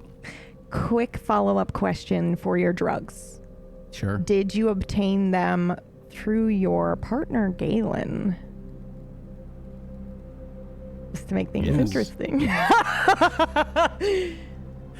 You know what I'll say the first one no, but the second one yes. Okay, then you feel way better than the last time you took one. You feel great. Jeez. Fantastic, in fact. All right. So yeah, I'm walking with a little bit of spring in my step. As soon as we enter the morgue, have they been able to really clean it up? I mean, I imagine someone would have been down here for. It's been several It was a hours crime scene now. and everything, yeah. right? So, yeah. So they cleaned up the crime scene. I'm sure somebody can get you information on that, but I'm sure you guys checked that also, right? Like where they would have been stored. Yeah. No one thought to do anything further to the bodies at this moment, however. All right. So I can say that you looked things up and you found where they're located, like which number is theirs in the morgue, if you want to pull them out yeah. and say that you did that before you got down here. Yeah, that'd be great. I would probably, since we know there's 3 bodies down here, right? I will point at the different drawers and I say, all right, take a pick. Eeny, meeny, miny, mo. All right. I'll walk over to it and I'll open it and pull out the body. And I will be, as soon as I pull the body out, I'm going to be assessing if there's any possibility of seeing, was the ocular area obliterated with the gunshot? I don't know if this is the one that got shot under the chin or one of the two that got shot in the top of the head. So that's a really good question. They were both facing away from you. We said with their feet on one end and their head on the other end, and you shot from behind, both of you. Yeah. We shot through the skull. I would say there is a % chance that there is damage, so we're going to roll for it. Yeah. Great. So, Skiff, are you here? Yeah. Okay. Can you roll me what should we roll for this, y'all? I would say like handgun or... a firearms roll? Yeah. Let's do a firearms roll for both of you, each of you. So I'll need to do 2 because I got the one in the storage area as well. Or we under can do the a chin. medical roll. That sounds I'm sorry, more I was fun. kind of zoned out a little bit. No, that's Why okay. am I rolling? Just because we're trying to figure out, we're adding some chaos because you shot these individuals in the head. So Right. there's a chance that their eyes may have been damaged when you shot yeah, them. you caught that, did you? Yep. So I was hoping that wouldn't be a thing. I didn't want to bring it up. But Yeah, I thought that as soon as they were like, let's find the serial numbers. Hoping I didn't shoot their eye out like the Christmas Story.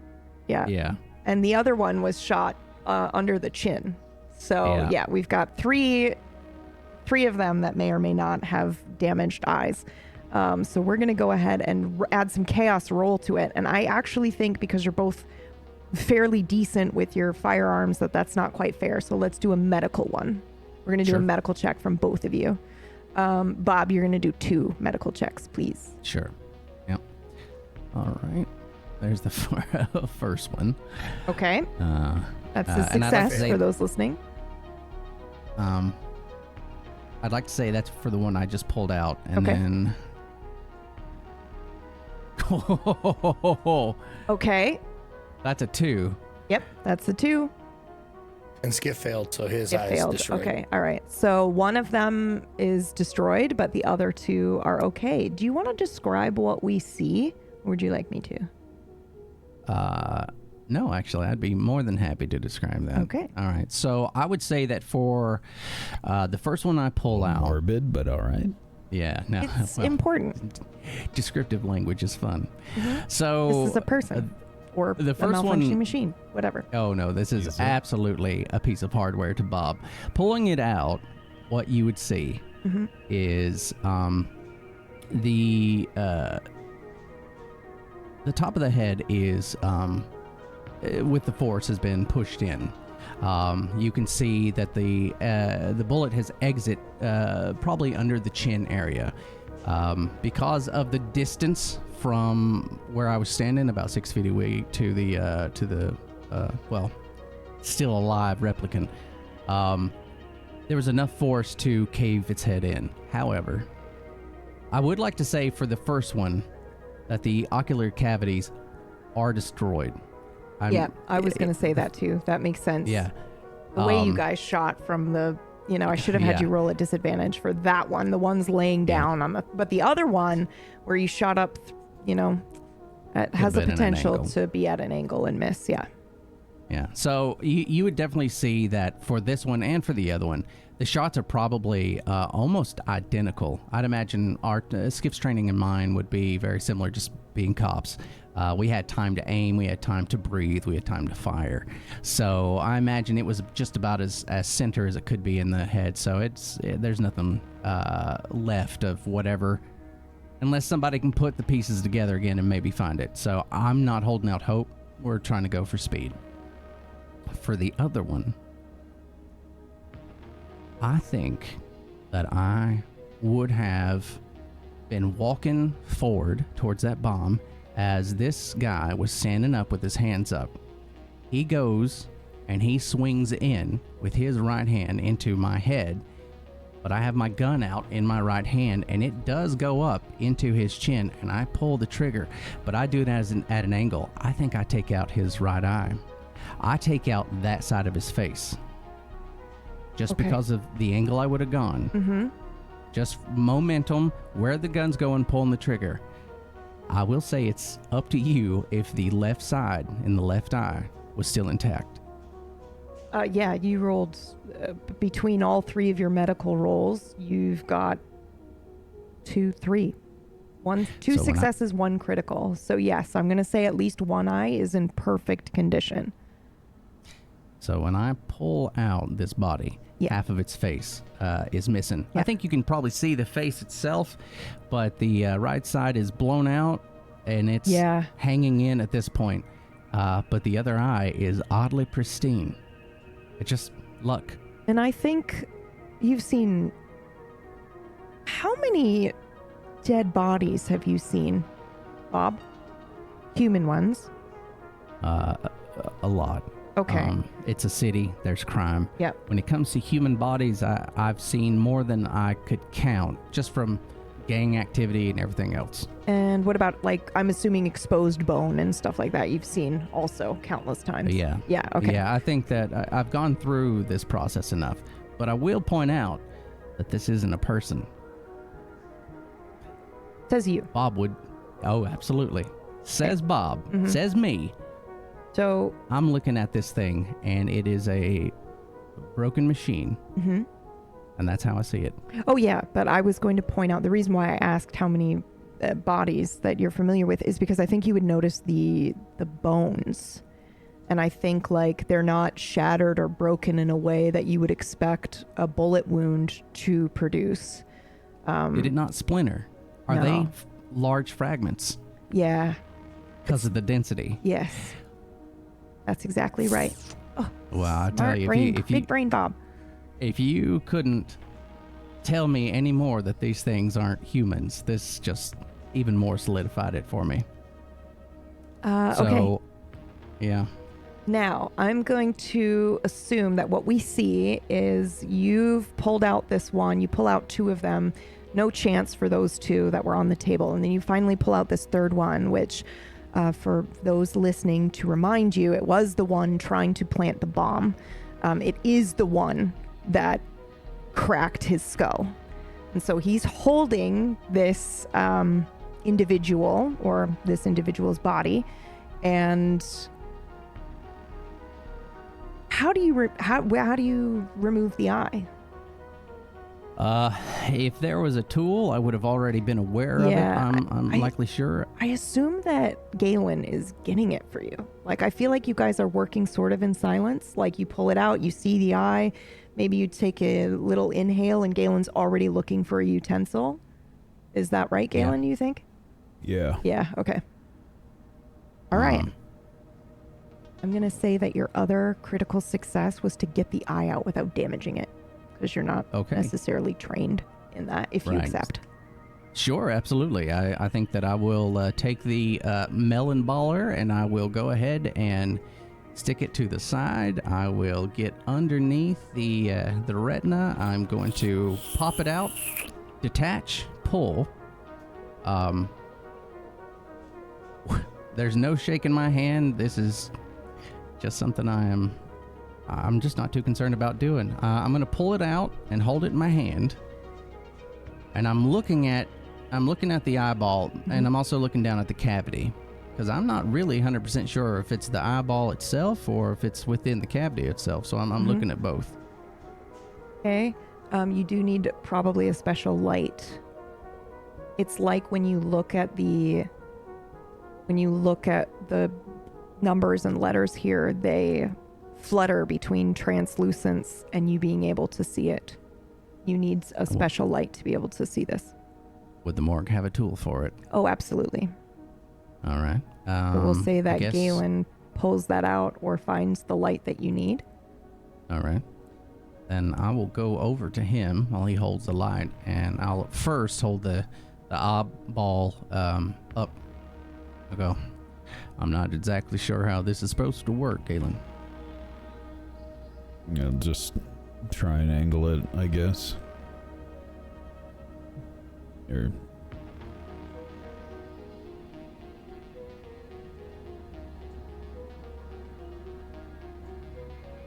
Oh, there it is. What was that Nexus 8? What does that say? I N. think that's Is that an 8 or is that a B? 8. That's an 8. Okay. O or 0. Is that a 0? Oh, son of a bitch. I know. That says owl. OWL. All right. Okay. That's a 3. That's a 2. That's a 3. Is that a 1 or is that a 7? 7. That's a 7. Nexus 8. N8 owl. 3237. All right. Well, that's something, isn't it? Oh God, let me go find a bag for this.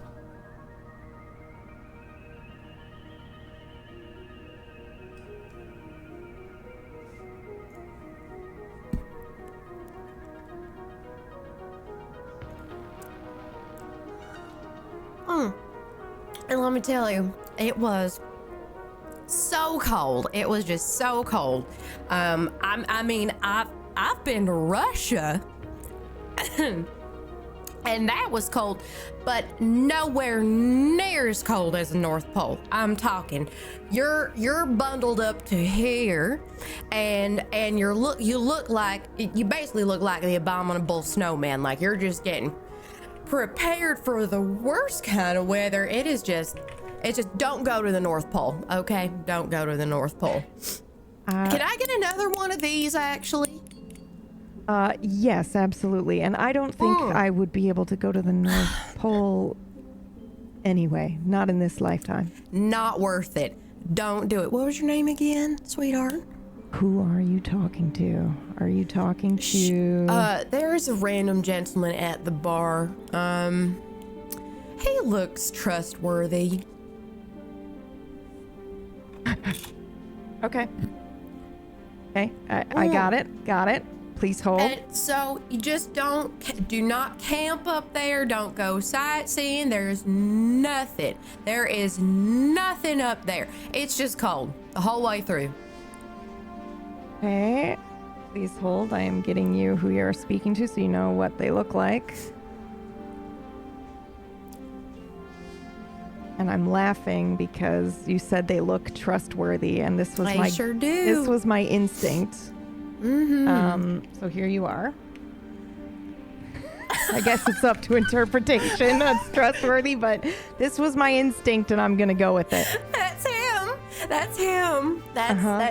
That's the fellow. Okay, I'll looks show like chat. he's having a great night. Do you want to describe him for me while I put him up on the screen? Because I wasn't intending on you meeting him right now. Sure. So, let me get my glasses so I can see him a little better. Well, he's maybe 5-6 inches taller than me, but he's also sitting down. He doesn't look that impressed. But here's the special gift about Selma when she's had some gin, is that it doesn't matter. He just looks trustworthy. So he's probably, as long as he continues to sit there and listen, that's as long as she will continue to talk and speak about the North Pole.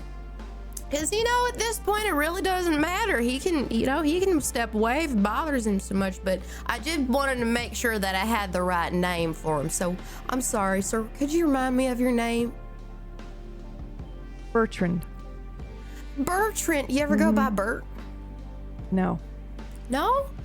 You look like a Bert. Do I? Yeah. I mean, just a little bit. I don't know.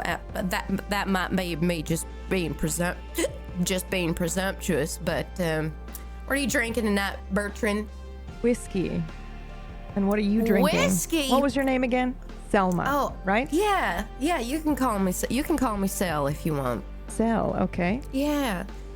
So Is this your first time here? Yeah, actually it is. Can you believe it? I mean, I've lived here for some time now, but I feel like there's always just these new little bars popping up everywhere, you know. It's pretty cool. And what brought you to this one specifically? Oh, well, this one specifically, I mean, the name Electric Dreams, you know, I just think it looks kind of cool. I like all the fish inside. I'm one of those people, unfortunately, that really likes casinos. Have you ever been inside a casino, Bertrand? I have, actually. Yeah. Casinos, oh my, it's like I become a different person. I love casinos. I think Gambling there's does something that to people. There's something so inviting about it, isn't there? I mean, you're putting it all on the line. You're just kind of like, bam, bam, bam, you know? Oh, man, Bertrand, you ever shot craps? Now that's a game. Twice. That's a game right there. We should shoot some craps together. That one's fun. Yeah, we might do. He is listening to you. He's at the bar. He's nursing a drink. You're drinking way more than he is. But he seems to be enjoying your company. He's got maybe a slight smirk on his face. Oh, that's good. As that's he's good. just kind of watching you have a good time. I honestly don't know if I think you're too drunk to roll observation or anything else, if that's okay. Unless you want to argue. At this point, narrator, I'm just gonna say that I'm about just about four of these deep, and I'm aware that there's gin. And you know what else? I'm also very aware of how abruptly Skiff left. Yeah. You watched the whole And thing, right? I watched the whole thing. I mean, you saw it. I did. saw it. There was something going on there. There were strange things happening. So I thought, you know what? It'd be so weird. It'd be so weird if I suddenly went around questioning people. It'd be so weird if I suddenly were to get up, go after him. So you know what I'm doing? I'm blended in. So I'm having some gin tonight. So I think what I will say, though, because you weren't totally smashed when you made this decision to stay, is that you noticed that immediately after your partner left, the bartender picked something up off the table that you watched him put down and walked to behind the corner where you saw the woman leave and never came back. Oh. And there is somebody else tending the bar now. Okay. All right. Yeah. And shortly after that, I'd say a couple more people started filtering, and it's probably like now getting a little bit more lively. So it's maybe a little bit more packed, but not as packed as I think you were expecting for some reason. Okay. But yeah, so okay, please continue. All right. Well, anyway, so I'm going back to my story about the North Pole, and I guess I'm still talking to Bertrand. I look at him, and you know, I've got this drink in my hand, and it's odd. I'm kind of reminded of a younger me when I used to be someone that was so promising, so full of life, and now I just feel like this moment is impermanent, and this flurry of anxiety that I'm unable to truly and enjoy and savor the moment. Even as drunk as I am, I look at Bertrand and I wonder, what could I have done with my life differently? Could I have saved more people? Could I have gone into a medical field? Could I have done something that was a community service instead of being a Blade Runner? And I see all this promise in Bertrand because he's much younger than I am, and I just look at him and I say, you know what? I'm real proud of you. I'm real proud of you, and I'm real proud of the person that you're going to become. And I'm real proud of the choices that you're making right now. And Bertrand, I know we don't know each other, but that's all right. And no matter what you do, you're going to have friends out there, okay? Just know that. He's smiling. Do you have your badge on you, detective? I'm sorry. Could you repeat the question? This is the narrator asking. Do you have the badge? Do you have your badge on you? I thought Bertrand was asking. I was about to say. Do you have your badge on you? You know what? I'm not sure that I would. I mean, maybe I would, but I know that we weren't looking to be real obvious about it. Okay. I don't think I do. Skiff had his. You didn't have yours. What do you have on you? Do you have anything identifying for who you are? Or do you just have like your wallet?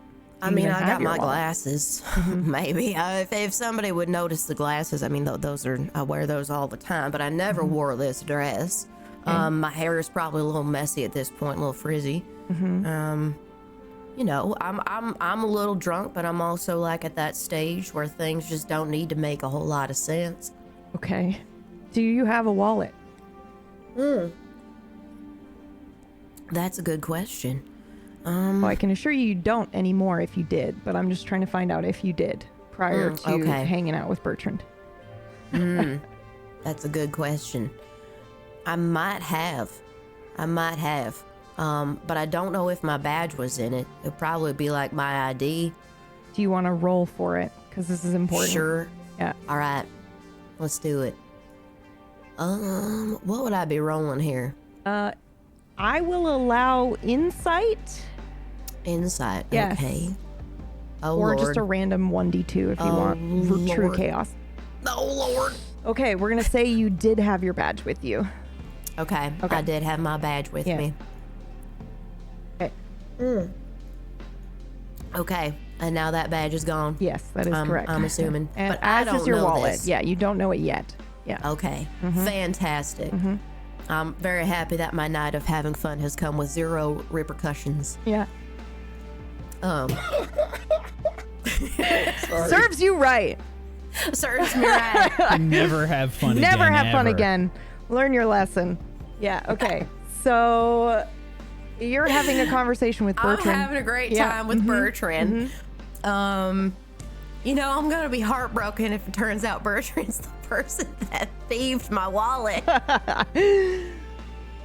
Will you even remember? Yeah. Will I even remember Bertrand is the question. Yeah, that's a good question.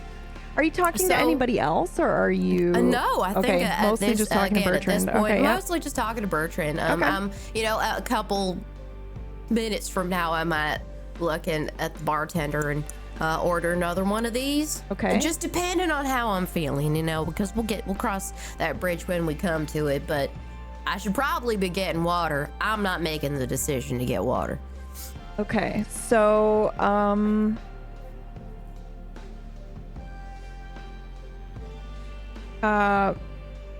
so the bartender that's behind there now looks more like she does security than bartending, and she looks very confused when you make your order. It's not the same bartender as before, and you will see Bertrand actually hop the counter and begin to make you a drink. Then he looks at you and says, "I'll let you have this after you have this," and procures a glass of water. Oh. A full, very tall pint glass of water. Is this for me? This one is, yeah. They're both for you, but have this one first. What? It's water. Do you just make this for me? Do you work here, Bertrand? Yeah, I do. No, you don't. Yes, I do. No, you don't. You Yes, just I do. hop the counter. Yes, well, I do work here, but I don't usually bartend. Get the hell out of here. You don't. No way do you work. Can I roll insight? Yeah, absolutely. At disadvantage. Probably with disadvantage because I'm pretty drunk right now.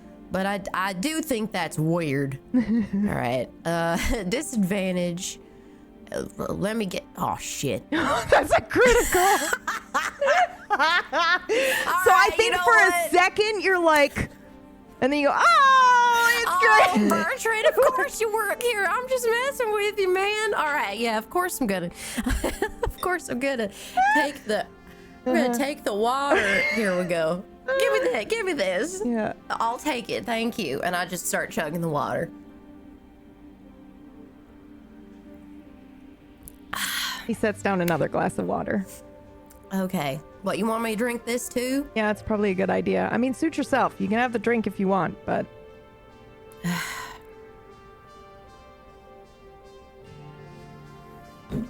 All right.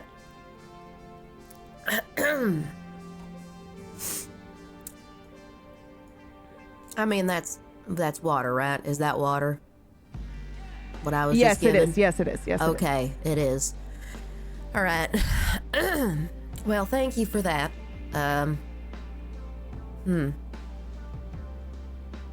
You can still have the drink if you want it. You all right? Well, I mean, I don't know. Maybe I should head out. I don't know, how long have I been here? Couple of hours, maybe.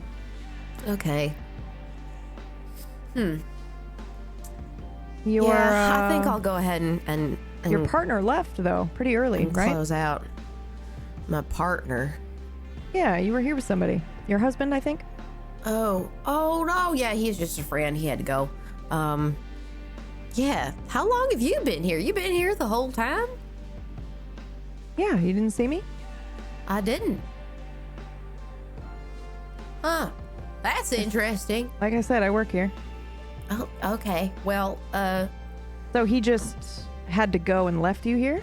And he's just a friend? yeah. Yeah, you know how sometimes stuff comes up with your friends. I mean, I'm not gonna hold it against him. I figure, well, hell, I'll have some fun. I mean, that's fair, but how long have you known him? Oh, man. You can roll insight know, at disadvantage if you want. Inside at disadvantage. We've known each other a couple of years now. It's been kind of long, I guess. Yeah.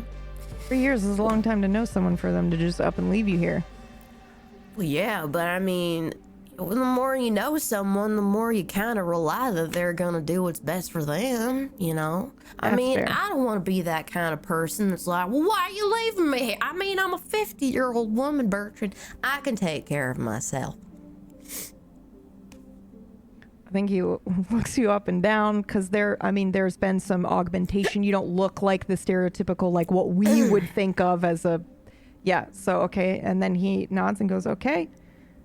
You mean, well, Fair he's enough. not gonna leave little grandma here? Or you know what? I think I need to close out my tab. All right.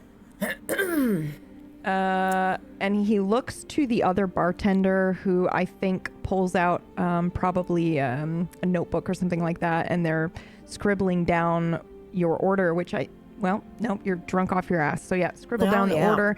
Then she rips it out and hands it over to him, and he takes a look and rattles off a certain number of chin yen that your order will be. We'll say it's a little bit maybe higher than you're expecting, but also this is a nicer place. It's a cocktail bar. So, and then he waits for you to try to pull out your wallet. Bertrand does? Yeah, you wanted to close out your tab, right? How are you going to pay? Right. Oh, you're off duty tonight. Didn't you say that? No, I didn't. I'm pretty sure you did. You said you weren't working. You said you weren't bartending right now. I said You I work don't usually here. tend the bar. So I'm gonna give this to my actual waiter, All right. if you don't mind. Where is my waiter? Where's the person that just served me my other drinks? Yeah, that's right. Okay. Well, it's been a couple of hours now, so I don't think her shift. Hold on, let me check the shift times because I actually did write this down just in case this happened.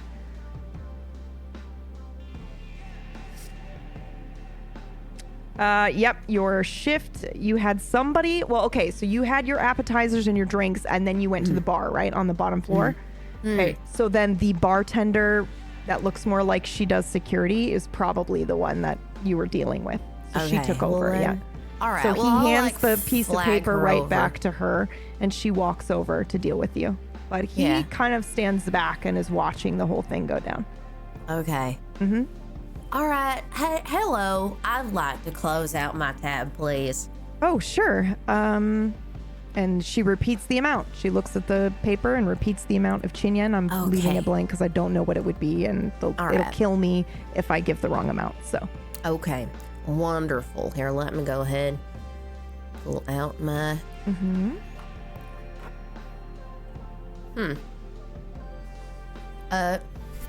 Give me 1 second. sure.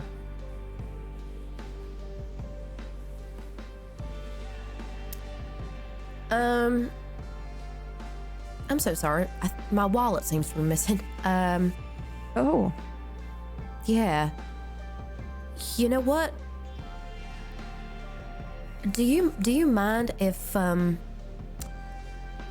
oh gosh, I don't know where it might have been. It might be here. Did anybody like report a lost wallet or something? Let me check. One second. Okay.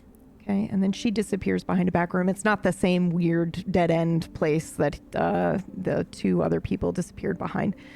She's maybe heading to the kitchen area or something like that. And Bertrand's just standing there kind of watching. He's not like in the space, but you know, he kind of backed up and continued nursing his whiskey, but he's still somewhat nearby. And then you've got other people kind of like enjoying the bar and whatnot. And she's gone for maybe a couple of minutes. She comes back and says, no, we haven't had anybody report anything yet, but I can take your name and, you know, your terminal number, and we can reach out to you if somebody finds that. Yeah. Okay. Yeah. Actually, that's where I'm presented with a with a problem, is that my ability to pay was also in my wallet. Can I give you my name? And I don't even know if I have my. Oh, shit. She glances to Bertrand, and Bertrand nods, and then she says, "Yeah, we can do that." Okay. Listen, I'll come back and I will pay it. I will pay it in full. But right now, yeah, my wallet is missing. I'm so sorry. It's all right. What name? What name? Yeah, you can put down Selma Whitaker. Okay. So that's WHITTA. Two T's? Two T's. Okay. AKER. Okay. Okay. Gosh, and here, let me scribble down my number for you. There it is. Is that a 7? Yeah. Okay. Yeah. I see it. So now. Okay. That's my information. And you'll come back tomorrow. 24 hours. Yeah. Okay. We open at 7 p.m. Okay. All right. Well, tell you what, I'll be there right at 7. Oh, that'd be great. And do you mind if I take a copy of this? Oh, absolutely. This is your copy. Okay. Yep. Okay. Fantastic. Listen, I'm terribly sorry about this. And I look over at Bertrand. If you see anything, would you let me know? Oh, absolutely. Bertrand? Absolutely. Okay. Don't forget now. Of course. Right. Thanks so much. Mm-hmm. And I'm going to get up and I'm going to take off. Do you need us to call you a cab? And I checked my person for the keys, because I would also have had the keys to the spinner. I'm pretty sure that Skiff gave me the keys. Are the keys missing too? No. No? I don't. Okay. Yep. Nope, I don't think so. Well, then I do that's have... not me being easy on you. It's just I don't think. Yeah, Okay. I don't think they would be. Okay. Well, then I've got... No, thank you. I'm good. And I head out. Okay. I'm actually not gonna take the spinner because I'm way too drunk. Well, this is an alternate reality where you can plug in where you're going to go and it will take you. Okay. So that's why he or anybody else at the bar didn't insist. Okay, got you. All right. So what I'm going to do then is I'm going to kind of stumble out through the rain. Got my keys. I know that I'm in no place to look for my wallet right now. Mm-hmm. I'm in no mental frame to look for my wallet.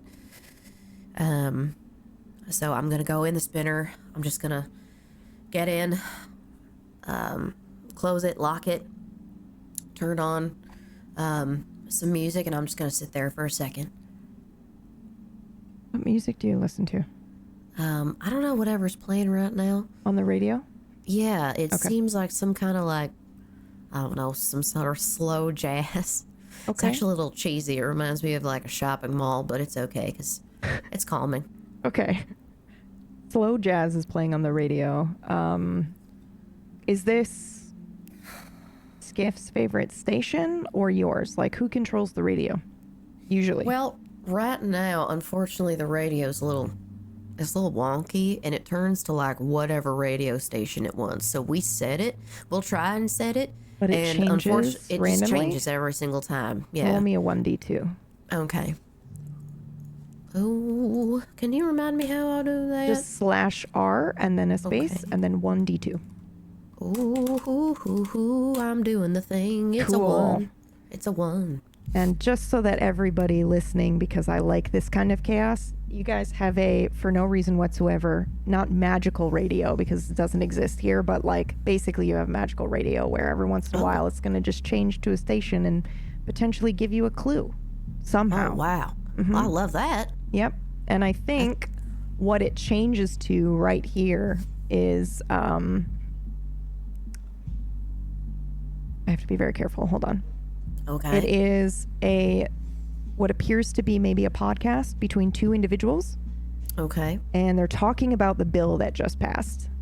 Oh, all right. So this would be something that maybe I'd want to perk up for. Yeah. And I think they go to commercial break and say the name of the podcast the broadcast that you're listening to is Below 50.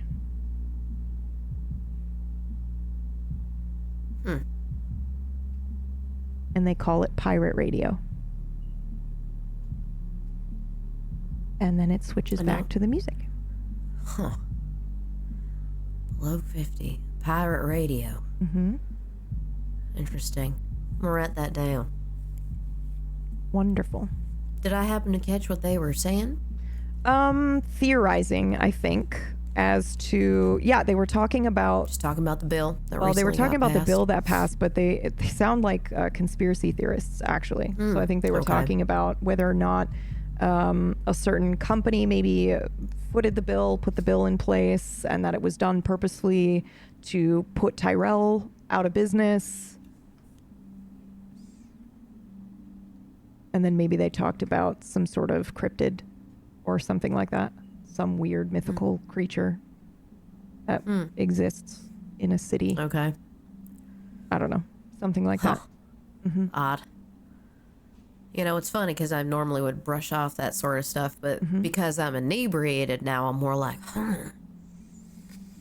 that sounds kind of like maybe I should lean into that. And she's definitely feeling a little wistful. She's feeling a little, or I'm feeling rather wistful. I'm feeling more like, all right, this night means something, you know? And for some reason, just the fact that I lost my wallet and my badge is not really as hitting hard as it should be.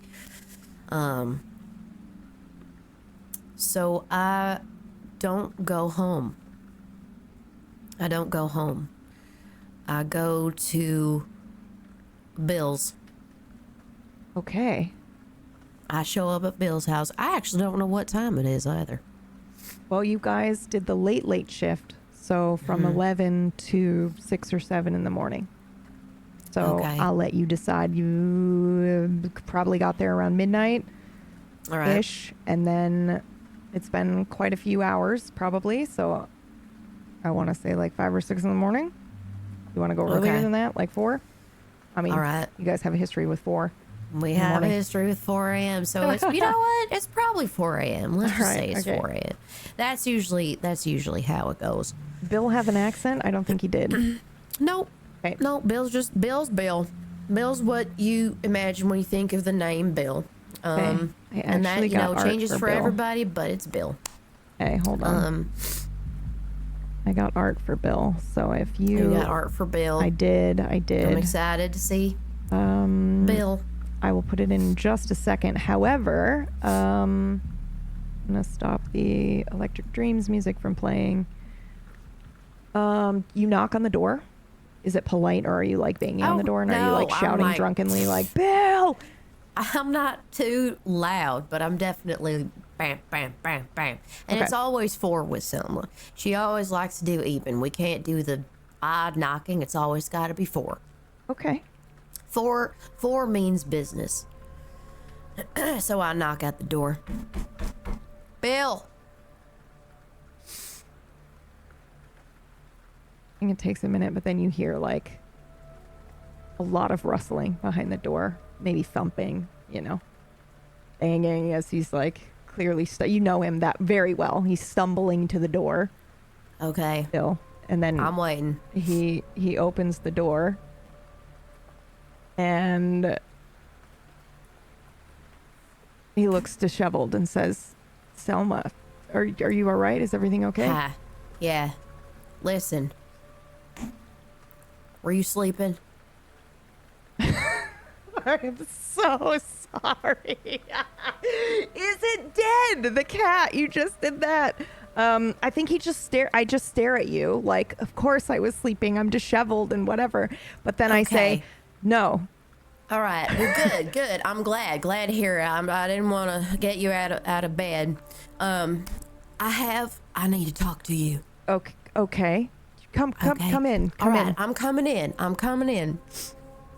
Oh, God, it's hot in here. Okay. I'll Bill, I'm so sorry. I'll open I'm a just window. gonna grab That's some. okay. Can Just I get whatever. some Make ice yourself water? at home. Okay, Yeah, thank absolutely. You. Water Thank only. You. Okay, Yeah. Water only. Yeah. Water only.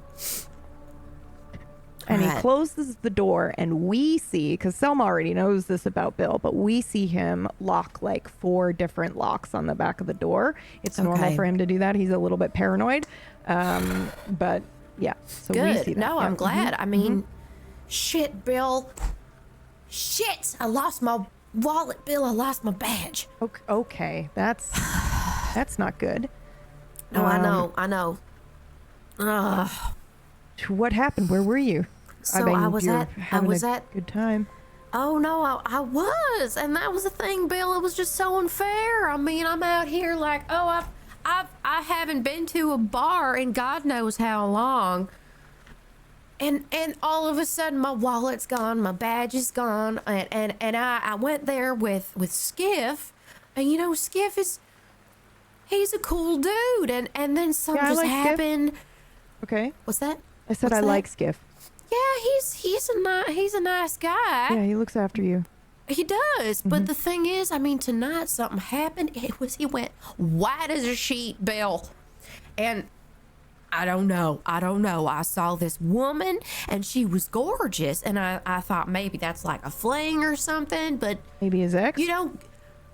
I thought so, but you don't get like, I mean, maybe you get like that if they were like treating you real bad or something real bad happened in the past with them, because he was scared. I could see it. I was like, oh my God, he like never gets this way. So I thought, okay, maybe I should go down there and see what's up. And I thought I'd go down in the bar. I'd try talking to the bartender a little bit. And, before I knew it, it was like these gins were just hit there was, what were they calling them? Electric sunset, because everything that's got a bunch of alcohol in it has to have a fancy name. But it was just gin. Roll insight. Mostly. So sorry, at disadvantage. Oh, that's okay. Oh, everything's a disadvantage, isn't it? All right, okay, well, you're inebriated. At disadvantage, and you At still disadvantage. succeeded. It's because it's Bill. Bill 'Cause reacts to the name of the drink. Oh, okay. So yeah, it's called Electric Sunset. You were at where were you? Electric Dreams. Have you heard of it? It's it looks real fancy inside, I guess. I don't know. Why were you seemed there? Kind of like well, I was there with Skiff, and Skiff actually he had gotten the name of this place through a contact, he said. And I didn't push it because I normally he's very right on the money with these things, especially when it comes to like listening and really being in tune with what people are saying. I'm just, Bill, I mean, I'm cramped up in an office all day. I'm trying to do paperwork, and I just don't do this sort of thing. So when I do get out there, it's like I'm just this, for lack of better phrase, little fish swimming out in the sea, and then I get bit at the second I'm having fun. So it just feels like, God almighty, I just can't catch a break. And the past 24 hours, we've had bombs, we've had people die. Bob went to the goddamn hospital. So, this gin's just hit me real hard. You want to sleep here? I'll get you. I'll fold out the couch. I'll get you blankets. I'd love that, actually, if you wouldn't mind. No, I don't really mind at all. need to. No, I actually, Bill, I won't lie to you. I feel a bit unsafe, and I thought I could handle myself. I thought I'd be out there like, no, I think it's the fear, really. I think that's what's kept me alive. Don't need to be afraid, Selma. You're one of the most capable women I've ever met. Oh, sure. And I think he gets out. He starts to get, he gets up and is getting the bedding and stuff like that for the fold-out couch or whatever that he's got. Which it's important to note here that in this dystopian alt reality, like all apartments are very, very small. So it's a big deal that he even has like a separate room and then enough room in here for a pull-out couch. You'd say that he does fairly well at whatever it is that he does.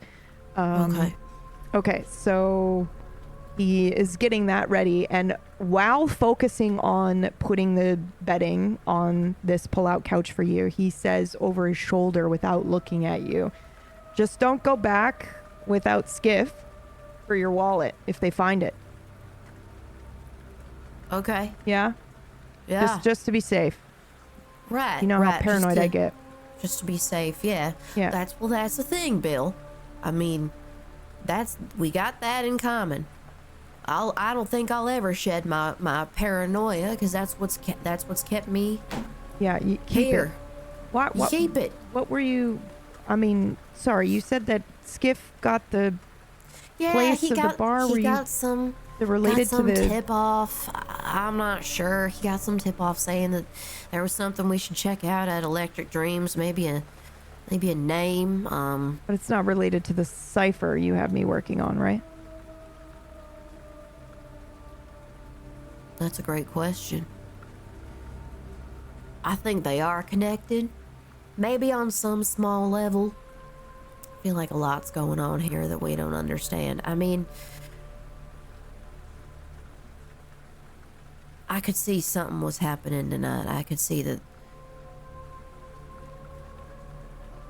there was something that I wasn't privy to, something that Skiff needed to chase down, and I ended up being stupid with my time and getting drunk. You're not stupid, Selma, and neither was that. You don't know. Here, take another glass of water. He hands that to you. Thank you. And he looks around for his glasses, I think, goes into the other room, comes back with his glasses on. He gets you all tucked in.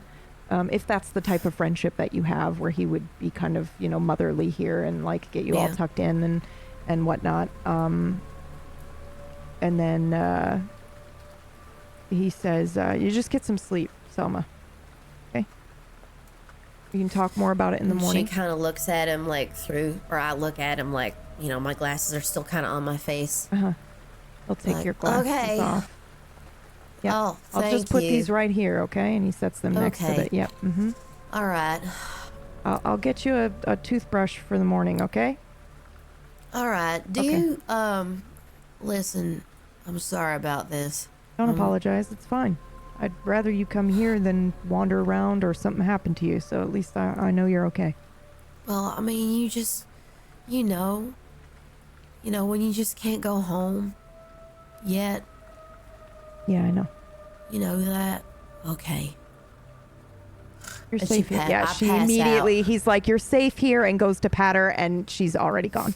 I'm out. But what we see is Bill get up and head to his terminal and immediately start working on something. Good old Bill. Good old Bill.